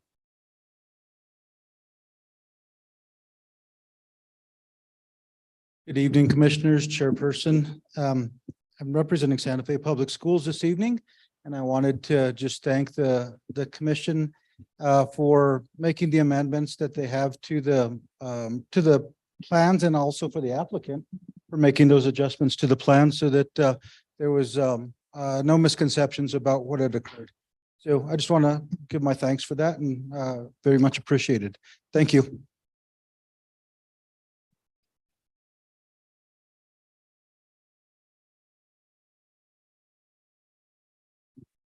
Okay, Rachel Dilbeck and Kathy Fitzgerald and Jonathan Gimbel next.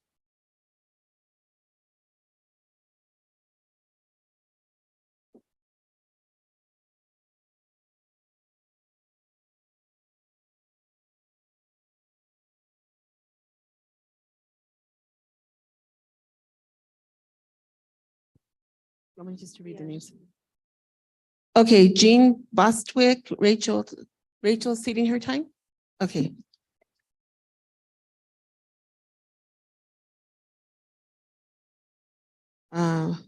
Katie Fitzgerald, ceding your time? Okay. Okay. You're Jonathan? Okay, I'm going to just go ahead and swear you in at this point. Do you swear under the penalty of perjury that the testimony you're about to give is the truth, the whole truth, and nothing but the truth? Thank you. Please state your name and address for the record.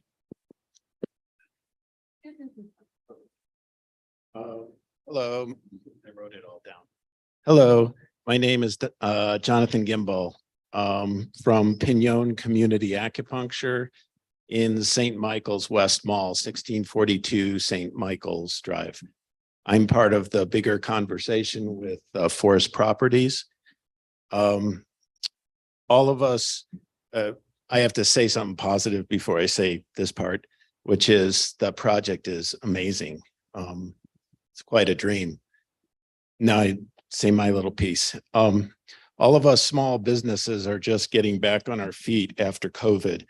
Now this proposed road through our shopping center is another gut punch for us. You stated in your proposal, which I read before you took it down, that you wanted to work synergistically, your word, with local business and not affect us negatively. By knocking out Santa Fe Bite, Amanda's Flowers, Linda's Nails, and Carl's Jr., you hurt all of us small businesses. So that's my 2 cents about the roads that are going to come through our shopping center. Thank you.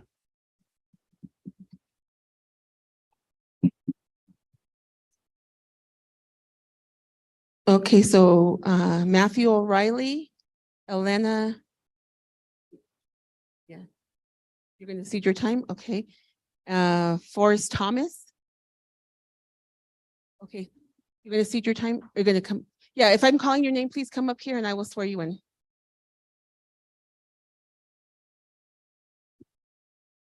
So when you speak and someone has ceded their time, please give us the name of the person who's giving you their time.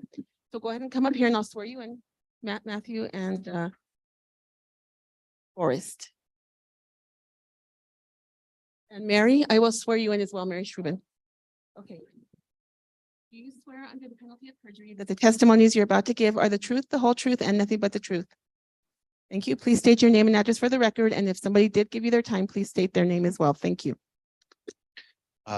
Good evening, Chairwoman and members of the committee. My name is Forrest Thomas. I'm with Thomas Properties.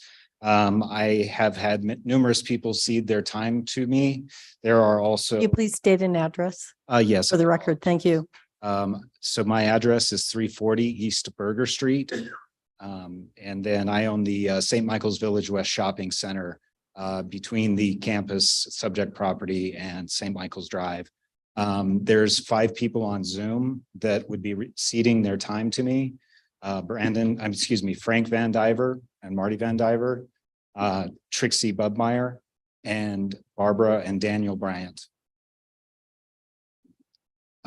So I am here to speak on behalf of several property owners, obviously along St. Michael's Drive and Cerrillos Road. We do greatly appreciate the efforts that the applicant has made to make accommodations to the plan, but we do not find them to be sufficient. So the current plans, by omitting roadways shown on neighboring properties, does not eliminate a dead end stub road that comes right to the property line with planned infrastructure that would create an immovable planned road through our property. And as Mr. Gimbel indicated earlier, that would go through Santa Fe Bite, Amanda's Flowers, Linda's Nails, CBA Insurance, and Carl's Jr. So while these have been called conceptual, they are in fact planned and demonstrated on the plan, as I say, as a dead end road straight into the side of our shopping center, and also curb cuts through properties along Cerrillos Road and through the New Mexico Bank and Trust building. My company was selected as one of the top 3 master developer teams to redevelop the campus. And in that process, the guidelines were required that we worked with surrounding property owners during the planning and development process on the campus. The city and its consultants did not even speak with us and the neighboring property owners about the inclusion of our properties with the Midtown Campus Development Plan and the roads through our properties. We found out about this during the ENN process, which was very brief. The city's own consultants and traffic engineers previously during this presentation did indicate that these roadways were not needed and that there is sufficient road access within the plan. So clearly the applicant is not following the expectations and requirements which would be placed on a private party. This causes them to be acting as agent for us and our properties by including them in designated roads, whether they be through arrows that only show on their portion of land, but they are clearly pointing through our properties. This is done without the owner's consent, and actually is directly in contradiction to our desires. I have some images. It's, I'm sure, quite hard to see from this distance, but this one shows one of those roads. I think that the conceptual lines don't really give any clear indication, but this one is directly through half of the New Mexico Bank and Trust building. This one is in between Smith's and College Plaza South, and would create a roadway of trees blocking the visibility of the Smith's Food Market. This other one, we are not implying to any representation of College Plaza South, but I think that they were unaware that a 94-foot right-of-way, which by the way is only 6 feet narrower than St. Michael's Drive from curb to curb, runs through 40% of their buildings. This one is through our shopping center, and as I said, goes right through numerous tenants of ours.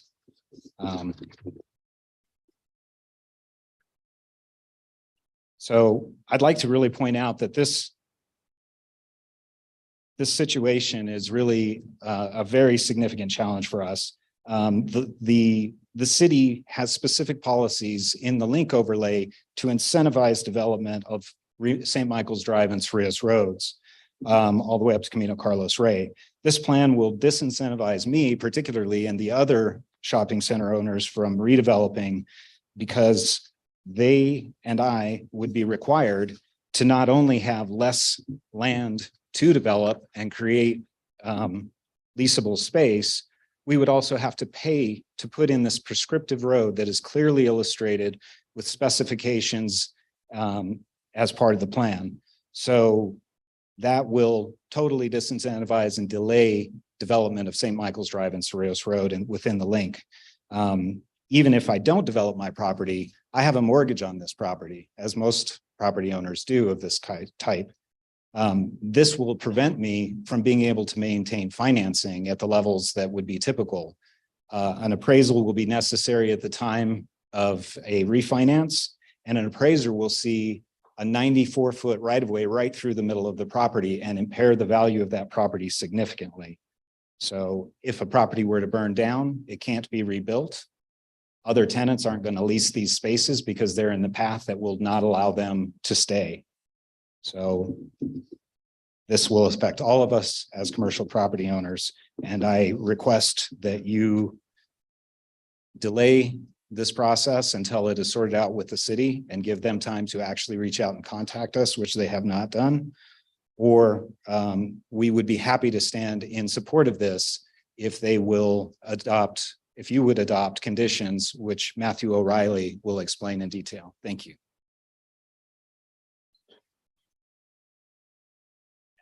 Pardon me, and I would like to cede the balance of my time to Matthew O'Reilly.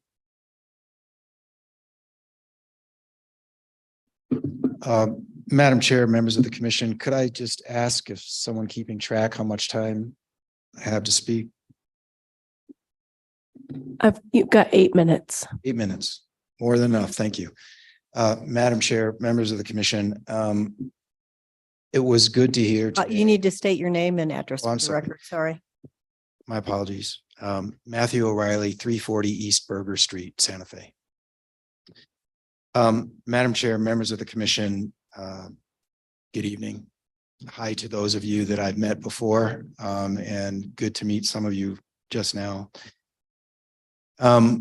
Again, I won't repeat the things that Forrest Thomas has brought up. By the way, I am the vice president of Thomas Properties, so I work with Mr. Thomas. Before I get started, I just wanted to very briefly, for those of you who don't know me, tell you very briefly a little bit about me so you'll understand where my comments are coming from, the perspective of my comments. I am the former land use director of the city of Santa Fe. I am the former chair of this planning commission. I am also the former director of asset development for the city of Santa Fe, which was in charge of all the city's real estate, including the Midtown campus. And for a couple of decades, I ran a planning and engineering consulting firm. I'm also a licensed civil and structural engineer and did several hundred land development plans all over the city of Santa Fe and other parts of New Mexico. So my perspective on this is really coming from three different angles. It's as an applicant and understanding what's required. It's from a bureaucrat.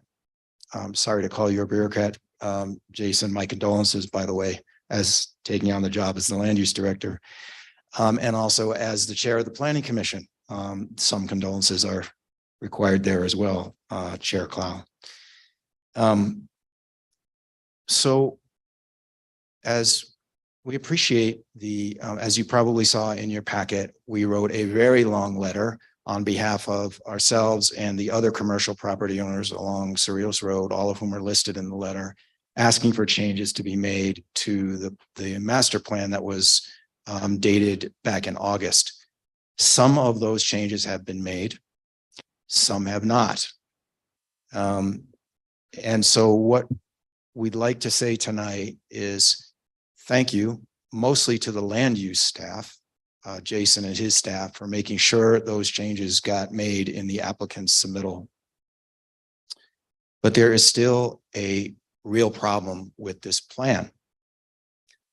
And, but I want you to know that there's a solution, there's a fix to this problem.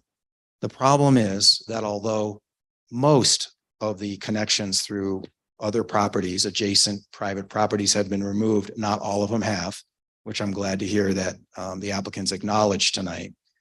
But there are other things other than graphical representations. There are notes and other references to these external connections that frankly belie the fact that these things are intended to be conceptual.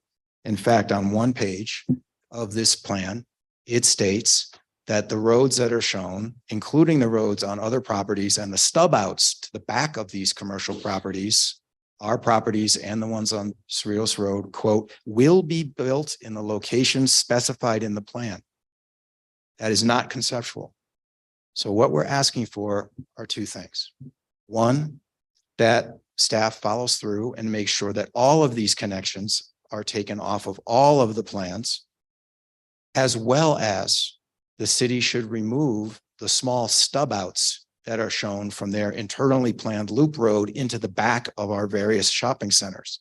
Because if they truly want to work with the surrounding property owners and these roads are truly conceptual as they claim, then they need not be shown. Can't have it both ways. Can't show it and require it in a recorded document, which will become an entitlement. You heard tonight, I believe that the one of the staff members said this master plan will become law. And they can't do that and be conceptual. So here's the solution tonight. We've prepared a list that goes page by page, identifying those pages in the master plan where the staff and the applicant missed some of these connections. So we've detailed it all out, so they don't even have to look very hard to find it.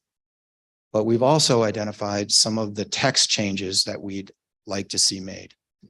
If the Planning Commission tonight, in your wisdom, decides to advance this and recommend approval of this master plan to the governing body with any conditions, we are simply asking that our requested changes of the adjacent commercial property owners be made as conditions of approval. And if that happens, you will find Thomas Properties and the surrounding commercial property owners who are signatories to the original letter in your packet will stand in support of this project and will go to the city council and say so. So having said that, thank you for your time and for your diligent review of this project. We'd like to ask that this memo be placed in the record. So I'm going to leave one here with you, Melissa, and we'll stand for any questions. I do think that there are some tenants of ours who still may want to speak tonight who haven't been called up yet. Thank you, Madam Chair. Thank you, Mr. O'Reilly.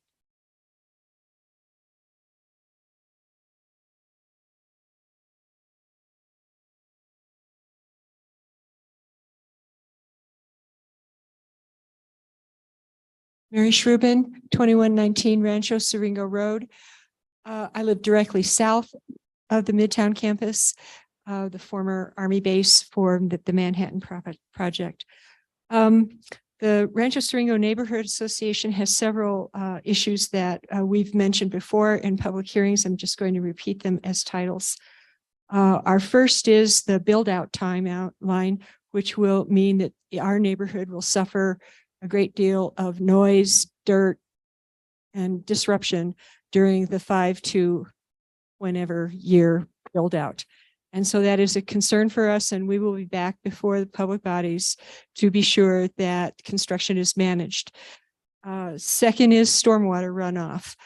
I read those 2 chapters very carefully, and I do not see any assurances that any developer has to retain and employ all of their stormwater runoff on their own property.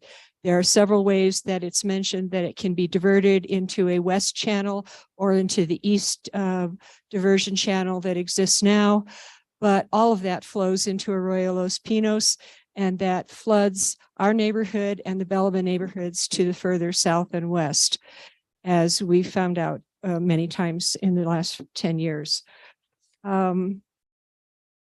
Another concern that I have is about the streets. As other people have mentioned, there's so many streets and roads and alleys and plazas and whatnot on there that they can't all possibly be built because there's just so many.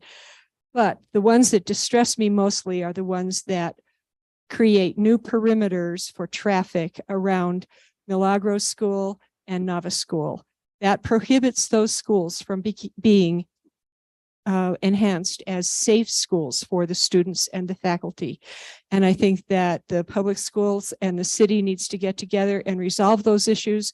We must be able to certify those schools as safe schools. That means no additional entrances or exits, no footpaths across the drainage canal, no extra parking behind it or anything like that.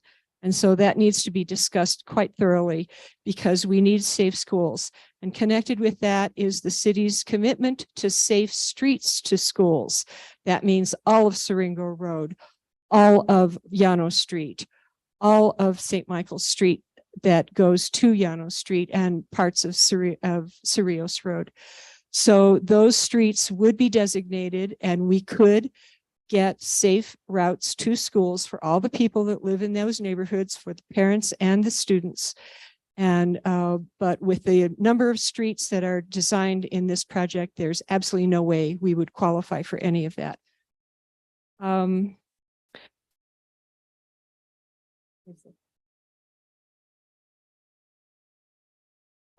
several places in the document describes that there will be no cut through streets. However, many pictures and many parts of the text describe exactly that, cut through streets. Rancho Siringo Road is a cut through street. We have twice the number of traffic on it that we have people as residents, and we know what that means. And so you got to deal with this because there cannot be cut through streets from the shopping centers, either east or west. More additional streets coming from Siringo Road, additional streets from Llano Street that would absolutely destroy the character of whatever is intended to be built there.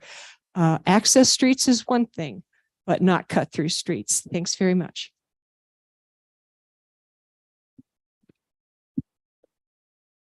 Okay, I have Adam Johnson, Neria Yatank, and Rick Martinez. Thank you. I'm going to go ahead and swear you in. Do you swear under the penalty of perjury that the testimonies you're about to give are the truth, the whole truth, and nothing but the truth? Thank you. When you step to the podium, please state your name and address for the record.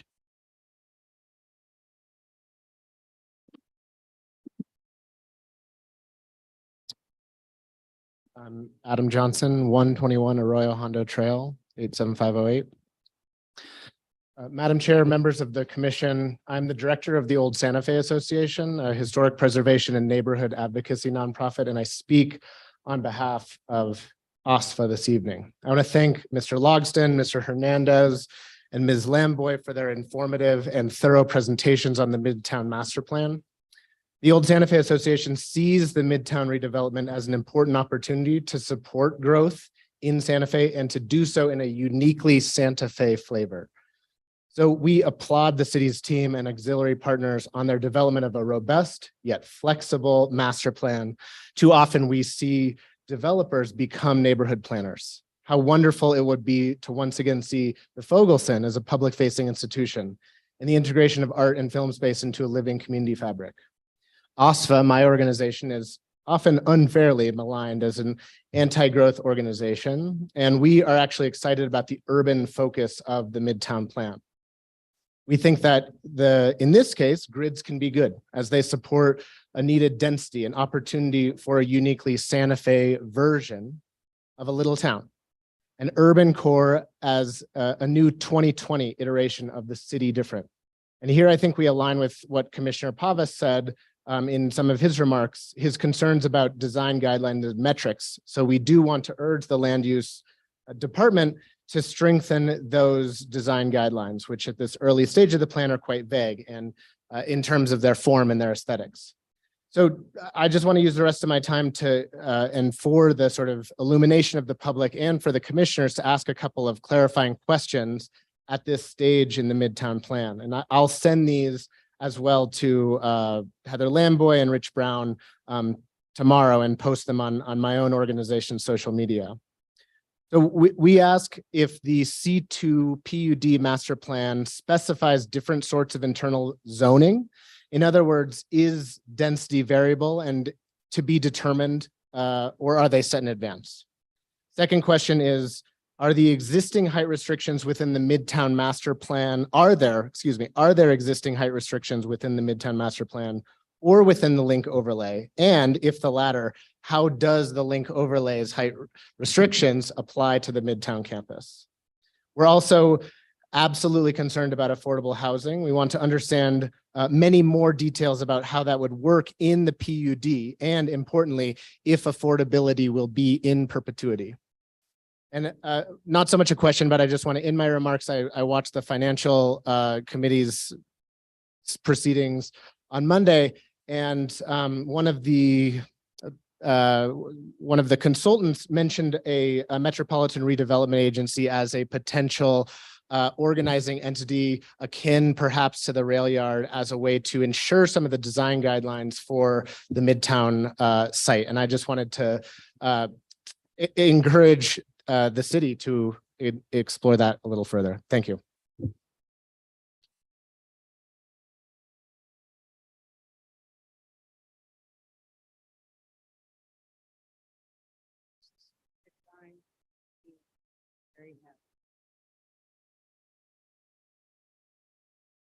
My name is Nira Hitana. I'm a Santa Fe resident at 996 Camino Rizzo. And every time I hear the words Midtown campus, I want to croak because there is a Midtown, but it's in New York. This is a city different. This is the city of Holy Faith. There's no Midtown as far as I'm concerned. It may be the geographical center of Santa Fe, but that's it. I would suggest that I agree with the name change. And I suggest that it would be City Difference Center or something like that, that would encompass more people here who are already divided between the Native communities, the Spanish communities, and the Anglo communities. Thank you, Mr. Weber, for tearing down the obelisk. That's surely opened a Pandora's box. I'm also tired of disgruntled politicians. I haven't heard one of our governor candidates talk about the issue of anything else but abortion. And I'm tired of developers who are sometimes greedy and looking for a fee in lieu in order to not have as many affordable housing units as proposed, which I don't know how many are proposed and how you determine affordable units or housing. The gray Stalag 17 apartment buildings that have all over the city appeared out of nowhere disgust me, frankly. And if that's what we're looking at, I'm not very happy with that. So I don't have a prepared speech. I have these bullet points that I'd like to bring to your attention. There has been some talk here about reaching out to other people, and I'm thinking, has anybody reached out to the Christian Brothers who had that property for decades and surely must have at least one good idea about how they would see the development of this project? Affordable housing, once again, to me is an oxymoron because some of these apartment buildings have a one-bedroom apartment for $1,800 a month. That to me doesn't represent an affordable housing at all.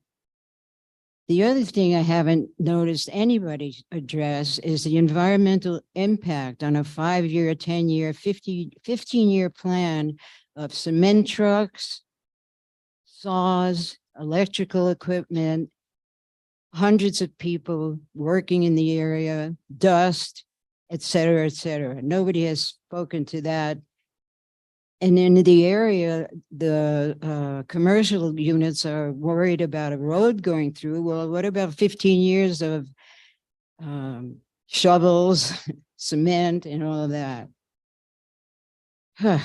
This is hard for me. So basically, that's what I would like to bring to your attention. Not to mention, I understand that Fogelson will be developed into the library to. Please conclude your area. comments. Sorry? Just, I'm asking you to conclude. There's 2 minutes. We've gone Okay, over. I I got just you, I wanna- got you. Yep, thank you. How does that rank Fogelson vis-a-vis Lafarge? What will happen to that library? So these are the questions that have developed in my mind as I sat here and listened to the presenters who made very cogent presentations. I don't deny that at all. I'm just coming from a totally different philosophical place. And I was hoping for serial positioning so that I'd be the last one. So the remarks I make, you will remember. Thank you. Thank you, Ms. Quintana. Mr. Martinez?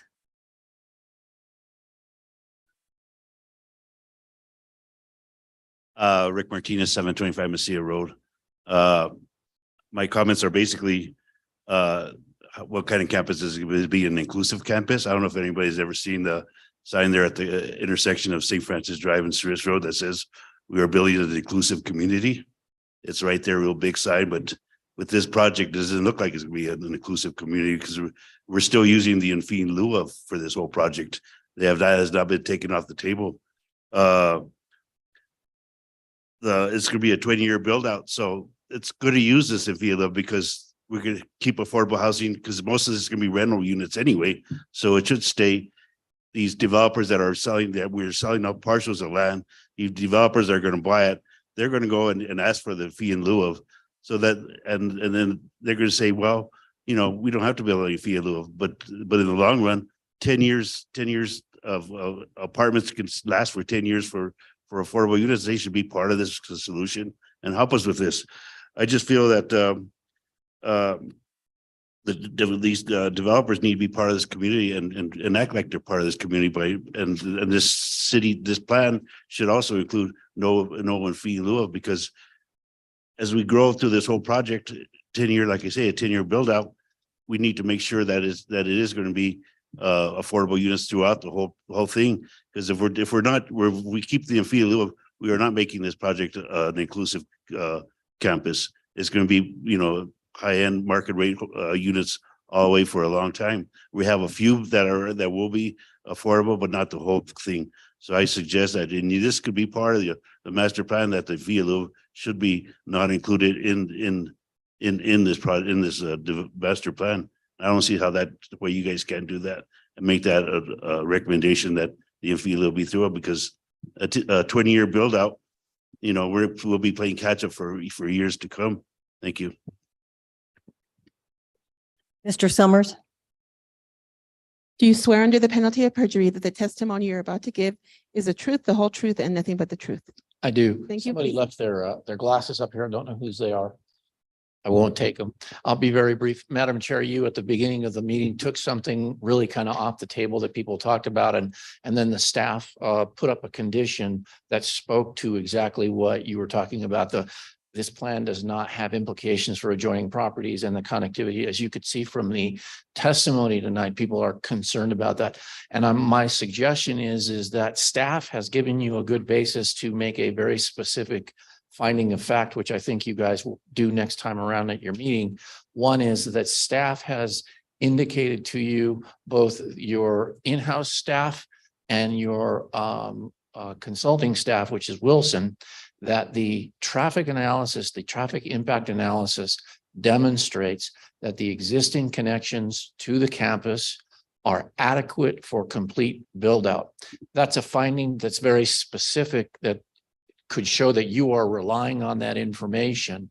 That would also bolster the condition of approval, meaning that there aren't any implications. If you made a finding specific about that, and that became a part of your conclusions, that would be very comforting for property owners adjacent, because at that point, at all stages, people could say, well, look, this plan was approved based on an analysis that the existing connections were adequate. That's just my suggestion. Thank you.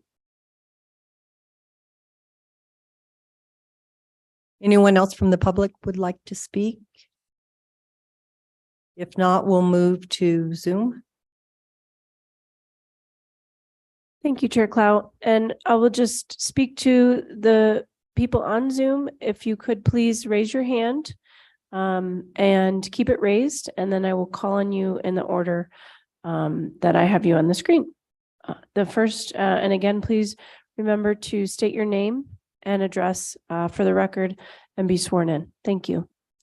First name is Barbara.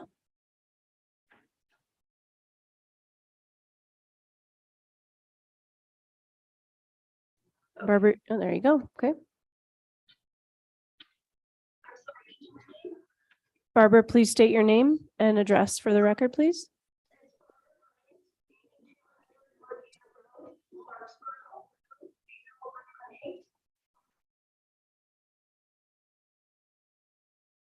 Okay. We cannot hear you, Barbara. I'm going to move on to the next. Hopefully we can get your sound working. I will move on to Danny Bryant as the next person. Yes, my name is Dan Bryant. Can you hear me? Hello?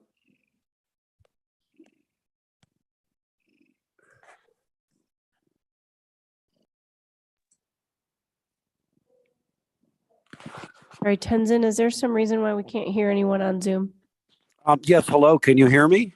Oh, there we go. Thank you. I hear, yes, yeah, I'm please sorry. state My your name name. is, yes, my name is Daniel Bryant. I'm at 8200 Levita Road in Larkspur, Colorado.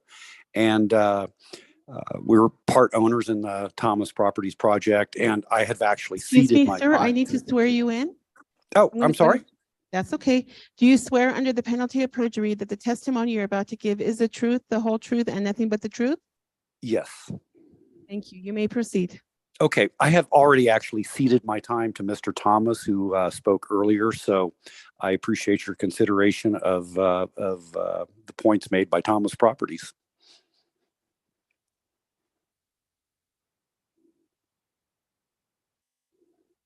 Okay, thank you. Barbara, if you want to try to unmute yourself and please state your name and be sworn in for the record.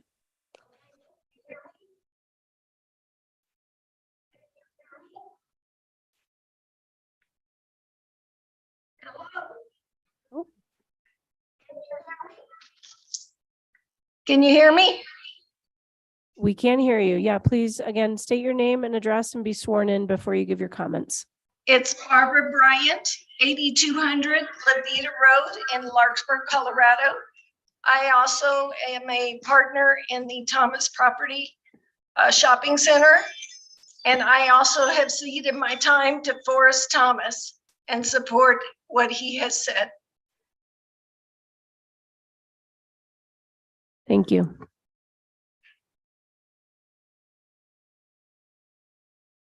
The next, Stephen Newhall, please. Hi, my name is Stephen Newhall, 1632 St. Michael's Drive in Santa Fe. That's Robin Charlie's Bike Shop, where I've been the manager for almost 30 Okay, years. sir. I'm going to swear you in. Do you swear Okay. under the penalty of perjury that the testimony you're about to give is the truth, the whole truth, and nothing but the truth? Yes, I do. Thank you. You may proceed. Okay. Well, the first, as I am probably the closest to the property at the moment, it's probably about 30 feet away from where I am sitting. Of course, the first thing is we do not need any roads through our building. And I don't know who came up with the idea, and hopefully that this gets permanently done. I'd also like to speak to the bicycle part of this, as I am a local bike advocate. One thing I was planning in the bicycle master plan, there is a trail along the irrigation ditch, which would be right over there, that would not have conflicts with any of the roads, but would actually allow an access to our shopping center, Milagro School, and Lafarge Library. And I think that would be an important, particularly if there's youth there, that connection could be a very important thing rather than sending the kids out into the streets to go around. They would be, literally a quarter of a mile or less from the school. So that's an important thing. And then the side paths, which I saw in some of the diagrams, are not a particularly safe, where you have a bicycle access sitting off to the side of the road, crossing intersections. That is not an effective, safe way to do it.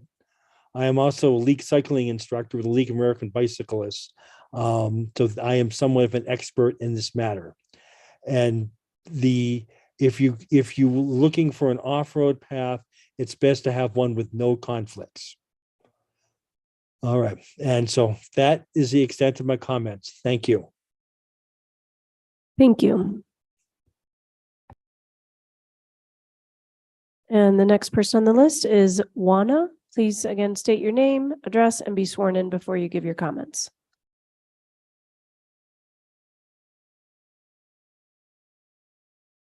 And there we go. Hello, my name is Juana Lemus. I live at 1918 Hopewell.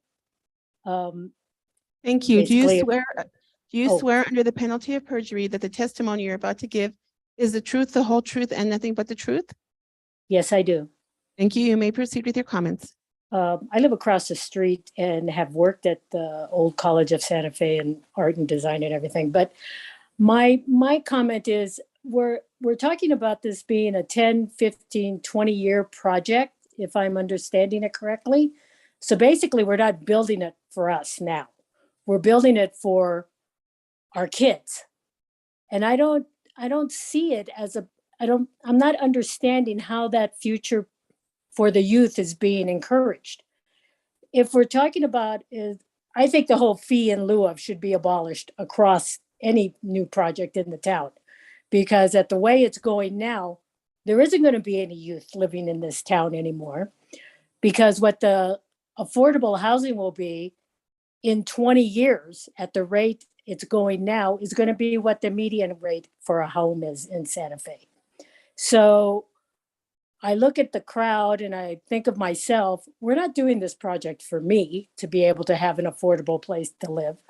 We're doing it for somebody who has kids and hoping that their kids will be able to afford to live in this town in 20 years, 10 years, even 5 years.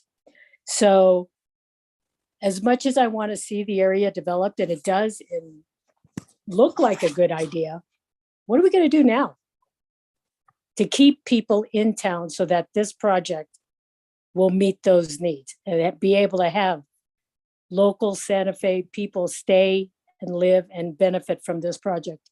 Or who are you hoping will benefit from it?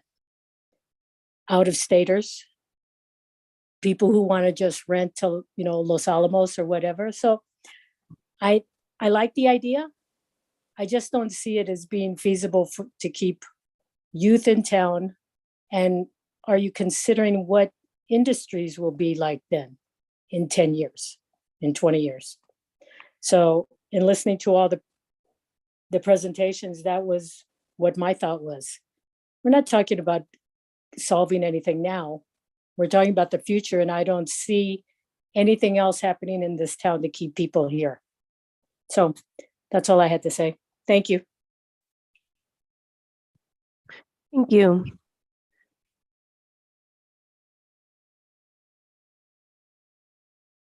And I apologize, Danny. Did you already get a chance to talk? I thought so. Okay, thank you. So the next person on Zoom we have would be Buddy Espinosa. Please again state your name, address, and be sworn in before you give your comments. Thank you.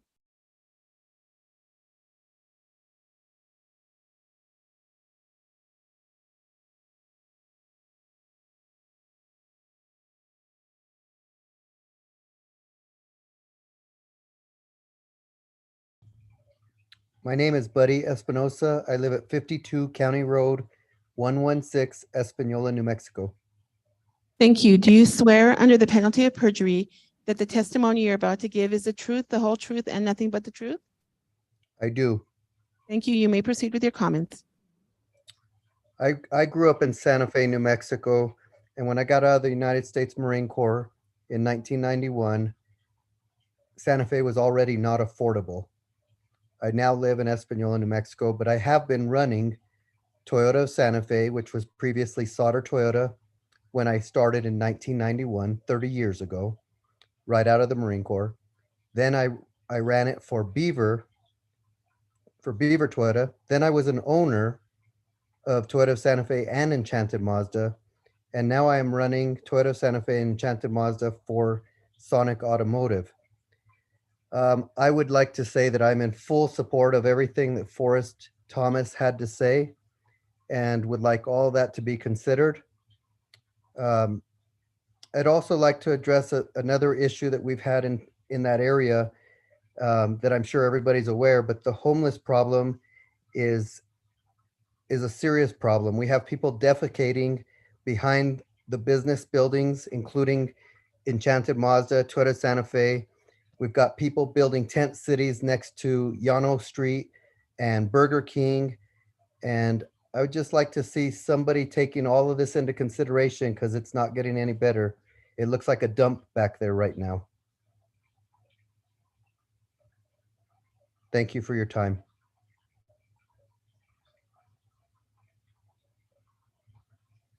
Thank you.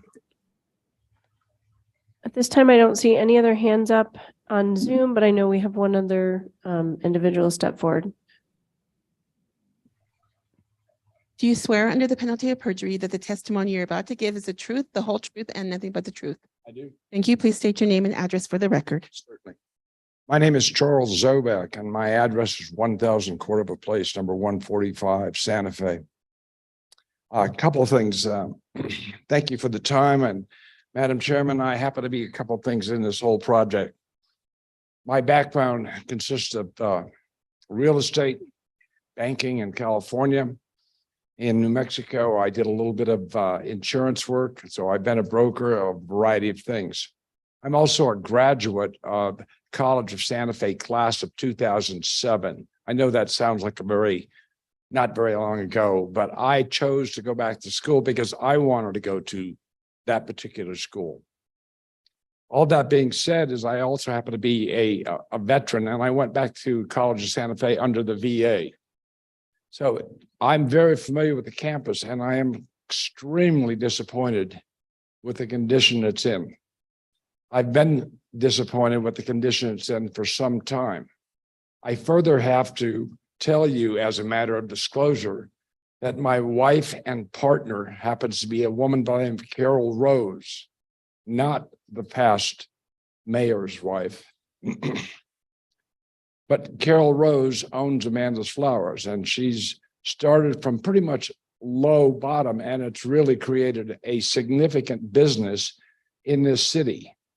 The program that you're talking about doing is just going to get crushed. So what I don't hear, what I've not heard is serious money. This community spent $30 million so far on that campus and has managed to burn more, what, $8,000-$10,000 a day just for carry on it? Is there no end to this madness? You're talking about building homeless housing there for what? The idea of homeless housing, the best information that I have from the city of Santa Fe, there's approximately 500, maybe that's a soft number. In Albuquerque, that's talking about 4,500. If Albuquerque is 10 times larger than Santa Fe, they're talking about spending $34 million per year, starting now. So what is this city going to do for homeless? Are they going to spend 10% of that? $3.4 million? Are we going to give more and more away? You've had other people, in fact, the other gentleman that just spoke a minute or two before me, Buddy Espinoza, has been involved in the community in this business and in the business world for some time. You can't keep doing this. Are you not recognizing the consequences of this? That's what blows me away. Where's the money coming from and where's it going? You just keep writing checks and the city can't even balance its books. It's so frustrating, so frustrating. Thank you for your time.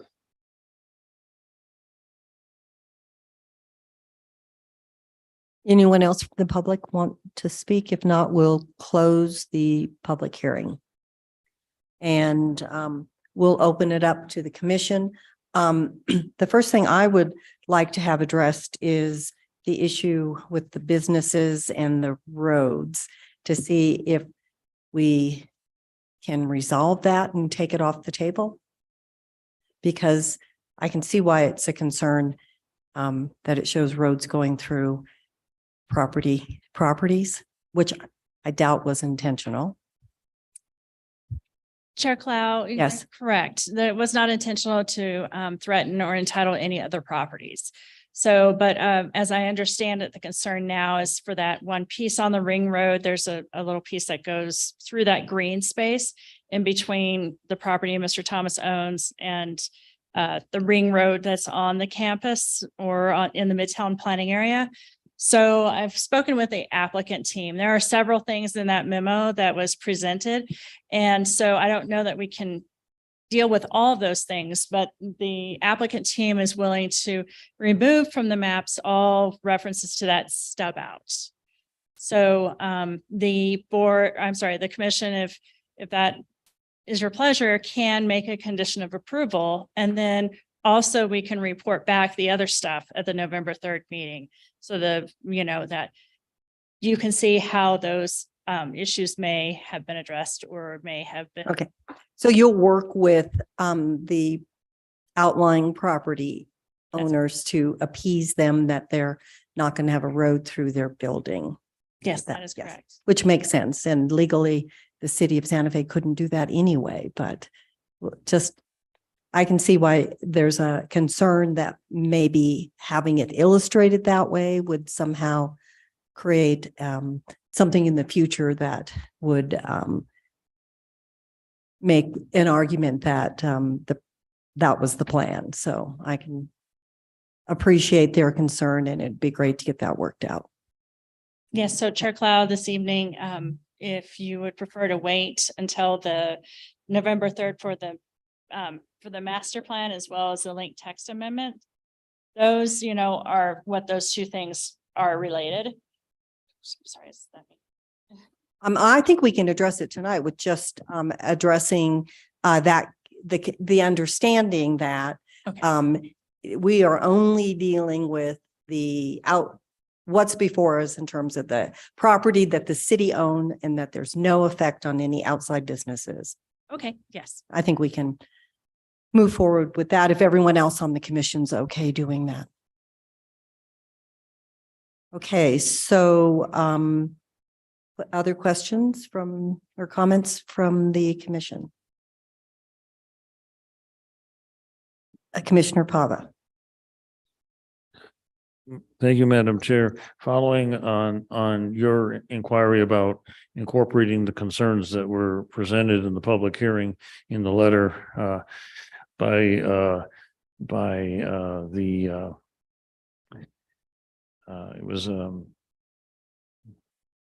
let me just jump to this.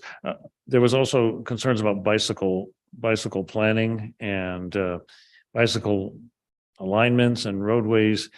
There was a letter submitted that essentially said what was presented by the gentleman on Zoom this evening.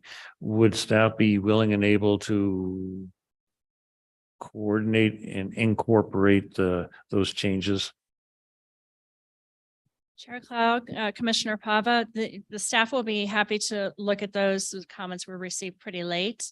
And so yeah, I don't know if we'll implement all of them, but we can make recommendations as to how their comments are addressed.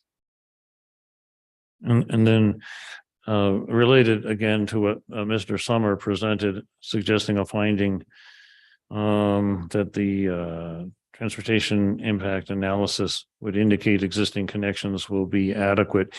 Is that something we could add this evening if we were to motion for approval of the appropriate? I think it's going to be in the in the findings of fact. Chair Cloud, Commissioner Pava, that is a technical issue from the traffic impact study. So I'm not sure that that would bring anything to the design or anything like that. So yes, there is sufficient access, and that would be a requirement for judging this application. We would not be able to recommend. And that's already in the whole package, Yes. correct? Mhm. So if we move to approve it, that's already incorporated in the approval that the traffic department said there's adequate access to the project. Yes, that is correct. So we don't have to address it separately, I would assume. No, thank you, Madam Chair, for that clarification. I think that's correct as well. Throughout the document, I noticed in the latest draft, the disclaimer statement that was pretty much verbatim from the letter that was sent in, I think, regarding future alignments and whatnot. If it need be, we could cite the adequacy statement or add it on to that. But if it's the pleasure of the commission that that's not necessary, that's fine with me.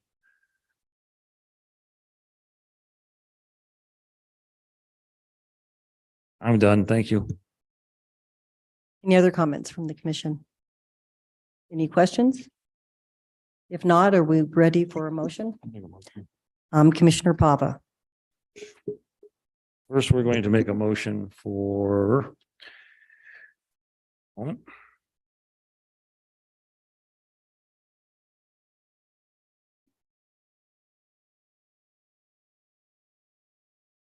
In the case of 2022-5763 Midtown General Plan Amendment, I would recommend approval. Second. Can I suggest a friendly amendment, perhaps a statement regarding all of these recommendations, that they will all include the condition read by staff as part of this evening's meeting, removing the stub out in any drawings that may indicate any effects on adjoining neighbors, and that staff will continue to work with adjoining neighbors between now and the time that this is heard by the governing body regarding the potential access and indications of access across their properties, and try to address those issues. I would certainly accept that friendly amendment. Second.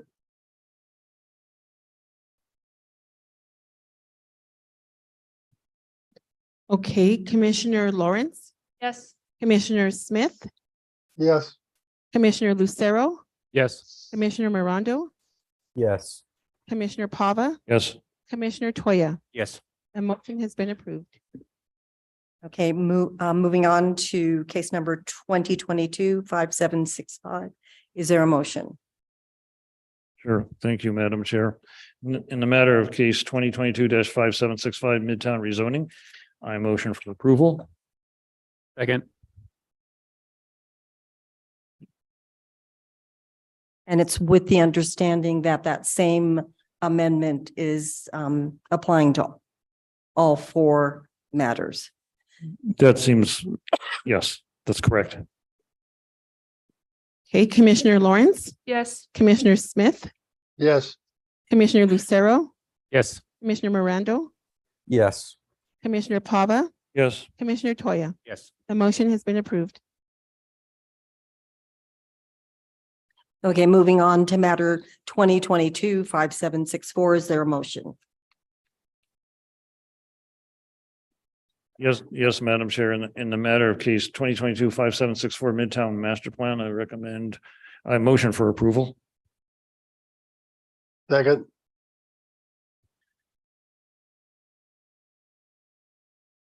Commissioner Lawrence, Yes. Commissioner Smith, Yes.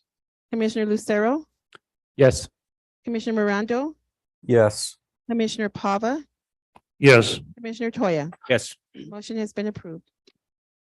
Okay, finally, moving on, excuse me, to matter 2022-5766.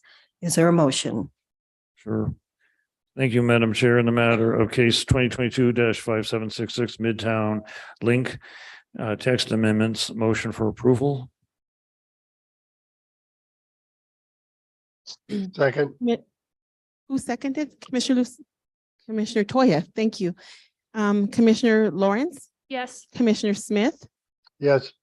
Commissioner Lucero, Yes. Commissioner Morondo, Yes. Commissioner Pava, Yes. Commissioner Toya. Yes. The motion has been approved.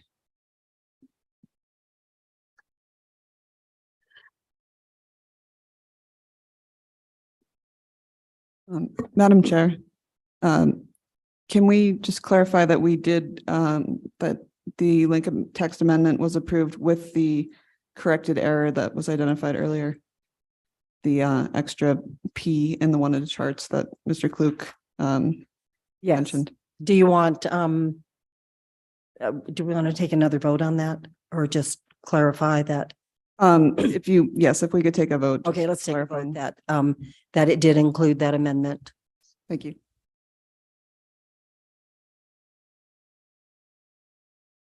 Same person move, Commissioner Pava and Commissioner Toya. Okay, very good. Commissioner Lawrence, Yes. Commissioner Smith, Yes. Commissioner Lucero, Yes. Commissioner Morondo, Yes. Commissioner Pava, Yes. Commissioner Toya. Yes. The motion has been approved. Okay, now we move on to case number 2022-5767 and 2022-5769. Thank you, Chair Clow. With reference to the master plan, and that was in a defined 64-acre area. The master plan does not have to stop there. In fact, the city is taking steps to work with abutting property owners to think about the long term and the future, and also possibly to correct the zoning to be more appropriate to what the use is. So the request associated with these particular properties is that there's a general plan amendment from the residential category to transitional mixed use, a rezoning from residential to general commercial, but not PUD, just general C2 commercial. And then the Midtown and the master plan and link text amendments, we've already acted on. So for, orientation, the Schelleberger Tennis Center here is on the southeastern portion of the site. Can you see but the properties, I will show you a map surround the Schelleberger Tennis Center. So you can see with the future land use category as it is public institutional, and the properties that are under consideration are outlined in blue. So the red dot is the Schelleberger Tennis Center, which was previously rezoned to C2, as it was not officially associated with the College of Santa Fe at that time. They needed to rezone to commercial to have the tennis center be able to operate there. So the proposed future land use is to transitional mixed use, similar to or the same as with the master planned area. And as I stated before, it provides for a lot of variety and different options in terms of from a regulatory standpoint. The existing zoning is R5, and the proposed would to rezone this to C2. The state printing office, for instance, is on this property. It is not a residential use, and so this zoning would bring that use into conformance with these zoning districts. And this is at the southwestern portion of the Midtown Link area. So it's already been contemplated for link regulations, and no amendment would be necessary for that. And I'm just going to blow through this really quickly, but it's consistent with the growth projections and economic development goals, other parts of the general plan as well, for coordinated and harmonious development and not inconsistent with the prevailing use of the area. So the staff finds and recommends for the general plan amendment, recommends approval.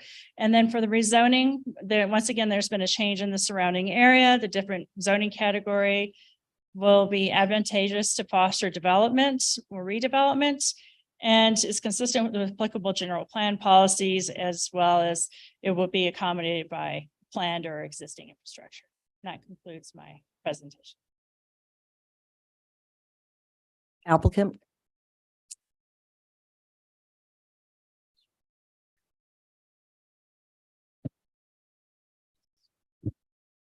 Thank you, Madam Chair and Commissioners. I don't really have a presentation per se. I've got 2 slides I could pull up that are based off an aerial photo that demonstrates which parcels they are. But as Heather said, you know, it really is just to kind of extend the zoning down to Siringo and make things in conformance with the land use that's actually there. If they're properties that aren't owned by the city, they're owned by the state, and we are actively negotiating with them to trade, and they have given us permission to pursue this.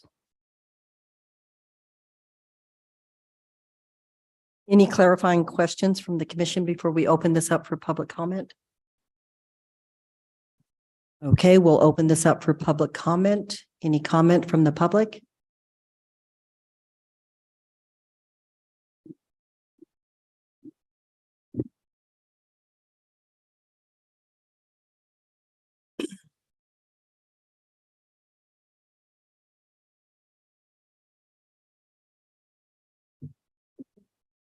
Mary Shrubin, 2119 Rancho Siringo Road for the Rancho Siringo Neighborhood Association.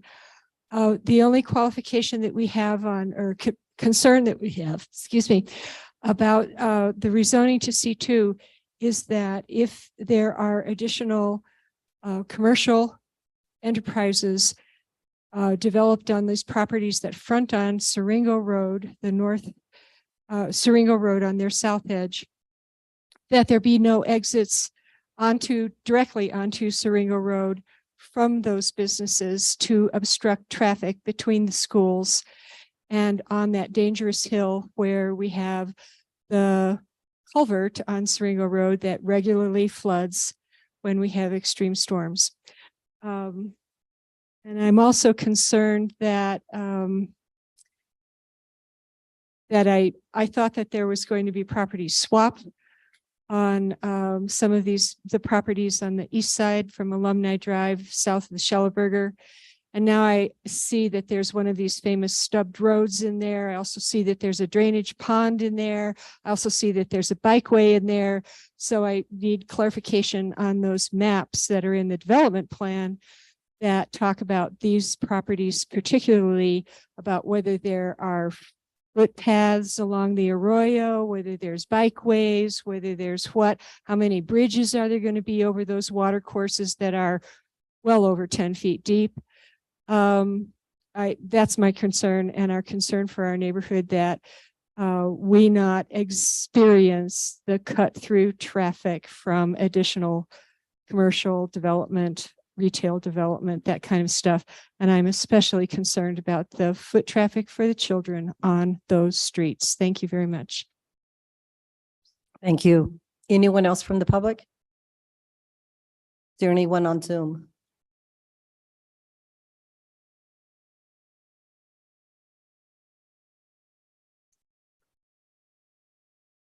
Chair Clow, I don't see any hands raised on Zoom. If anyone is on Zoom and would like to speak, please raise your hand.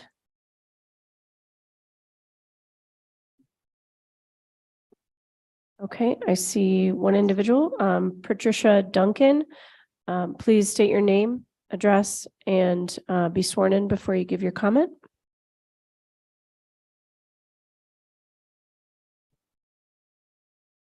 Yes, my name is Patricia Duncan. My address is 2122 Avenida de las Alturas in Santa Fe. Thank you. Do you swear under the penalty of perjury that the testimony you're about to give is the truth, the whole truth, and nothing but the truth? Yes.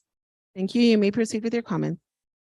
I just want to add my comment to the person that spoke just before me, and concern about it looks on the map that there will also be a road that crosses over the Arroyo and through the Lafarge Library parking lot. And I agree. I think it's very risky to do that. It's dangerously close. It's right between Santa Fe High School, Milagro Middle School, and it's already a very highly it's a thoroughfare. It's a very busy road, and there are children walking, jaywalking, waiting for buses, waiting for parents parking in our neighborhood as well as Aniano. And I just think there should not be an access road from the Midtown development on Aniano or on Siringo for that matter. Additionally, I'd like to say something about the homeless housing, and that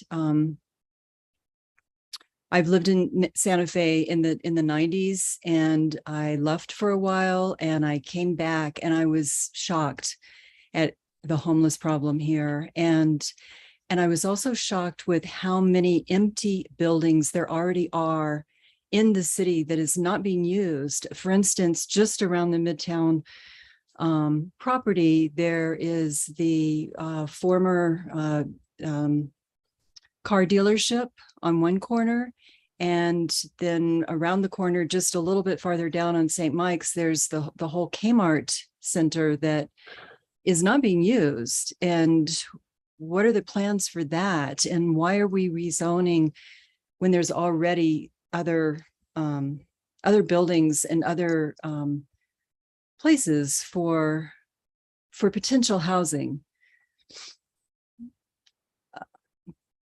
That's all I have to say. Thank you. There's another hand on Zoom.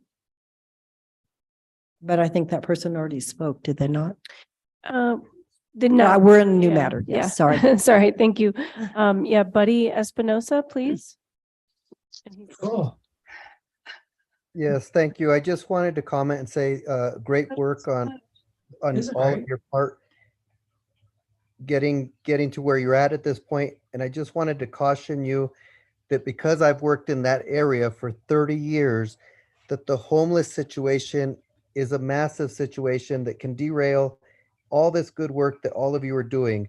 If we don't get it under control now, you're not going to believe what you're dealing with later there. It is unbelievable, and it needs to be handled now.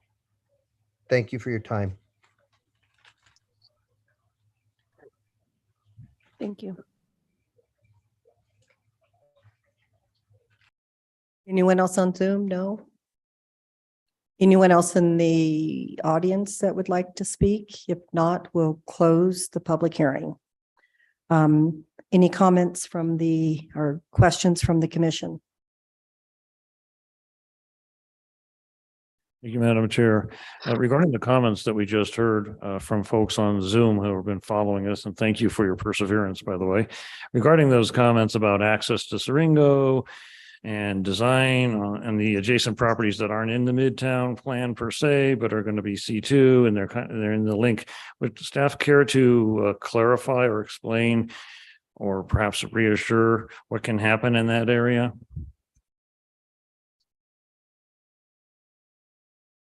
Commissioner Pava, members of the commission, Madam Chair. I would have to know which map regarding the roads. I would have to know which map they're talking about, because I believe the conditions that were just placed kind of takes care of that situation. But on the uses allowed and so forth, these adjacent properties would be zoned C2 commercial, so general commercial and subject to the further restrictions and design standards and so forth of the Midtown Link. So once, yeah, they're not part of the master plan, but they would be standard C2 with the further restrictions and guidelines of the link overlay. And do those development proposals come before the planning commission, or are those administrative approvals as well? It would depend on what they are. Honestly, you know, one of them's a state printing office. That's not likely to ever come before you. You know, the city owns a few properties in there. To be blunt, several of the properties that were spoken of in terms of concern for flooding and so forth throughout the public commentary are fairly unbuildable. So they do become C2, but are likely to become extensions of open space for future development and so forth. But just like anything else, to answer your basic question, just like anything else in the link, it would depend on if it's a qualifying project, in which case it might remain administrative approval. If it's a commercial type building that's large enough, it could be, and not qualifying, it'd be a development plan that would come before you. So. Thank you for clarifying my questions very much, Mr. Loxton. Madam Chair, if I may. Yes. Madam Chair, Commissioner Pava, I just wanted to clarify that all of the proposed rezoned areas outside of the master planned area are in the link. Any other questions from the commission? If not, entertain a motion on matter 2022-5767. I'll make a motion to recommend approval by the governing body of the general plan amendment in case 2022-5767. Second. Commissioner Lawrence, Yes. Commissioner Smith, Yes. Commissioner Lucero, Yes. Commissioner Morondo, Yes. Commissioner Pava, Yes. Commissioner Toya. Yes. The motion has been approved. Moving on to matter 2022-5769. Is there a motion? And I'll make a motion to recommend approval by the governing body of the rezoning to C2 of the properties in case 2022-5769. Second. Commissioner Lawrence, Yes. Commissioner Smith, Yes. Commissioner Lucero, Yes. Commissioner Morondo, Yes. Commissioner Pava, Yes. Commissioner Toya. Yes. The motion has been approved. Well, it's shocking that it's only 8:50. And I had a cup of coffee, which I never have at night, thinking we'd be up all night. So I'm going to be home all by myself. I might be having to call some of you. Okay, so now we'll move from matters from staff, I guess, first. Let's do that because that's not on the agenda, but let's see what staff has to say. Then we'll move to matters from the commission. Thank you, Chair Clow. One update I do want to give you, and it's not as advanced as I would like, but we are in the signature process for the Chapter 14 code update process. I hope by November 3rd, we can give you, complete information and on, who was selected and what we're doing with that. And I look forward to Monday, District 3 tour. Thank you. And then, Madam Chair, just a reminder to make appointments for the Planning Commission Policy Subcommittee. Yes, I will. I have a question. So the next meeting is not going to be at the school. Is that correct? It's going to be here? Yeah, Chair Clow, that is correct. I did attempt to secure a location in District 3, but the timing did not work. Yeah, several locations. The timing didn't work. And I talked with Commissioner Faulkner and relayed that information to her. And then we're hoping to look at a later date for the Southside Library when that is available, probably in 2023. Fine. So I have a matter, and that is based on the recommendation of Commissioner Faulkner, who is the chair of the Planning Commission Policy Subcommittee. We're making some new appointments to that subcommittee. So Commissioner Pava will be a member, Commissioner Smith, and Commissioner Morondo. And Commissioner Faulkner will remain the chair of that committee. Are there any other matters from the commission? Okay, with that, then we'll adjourn.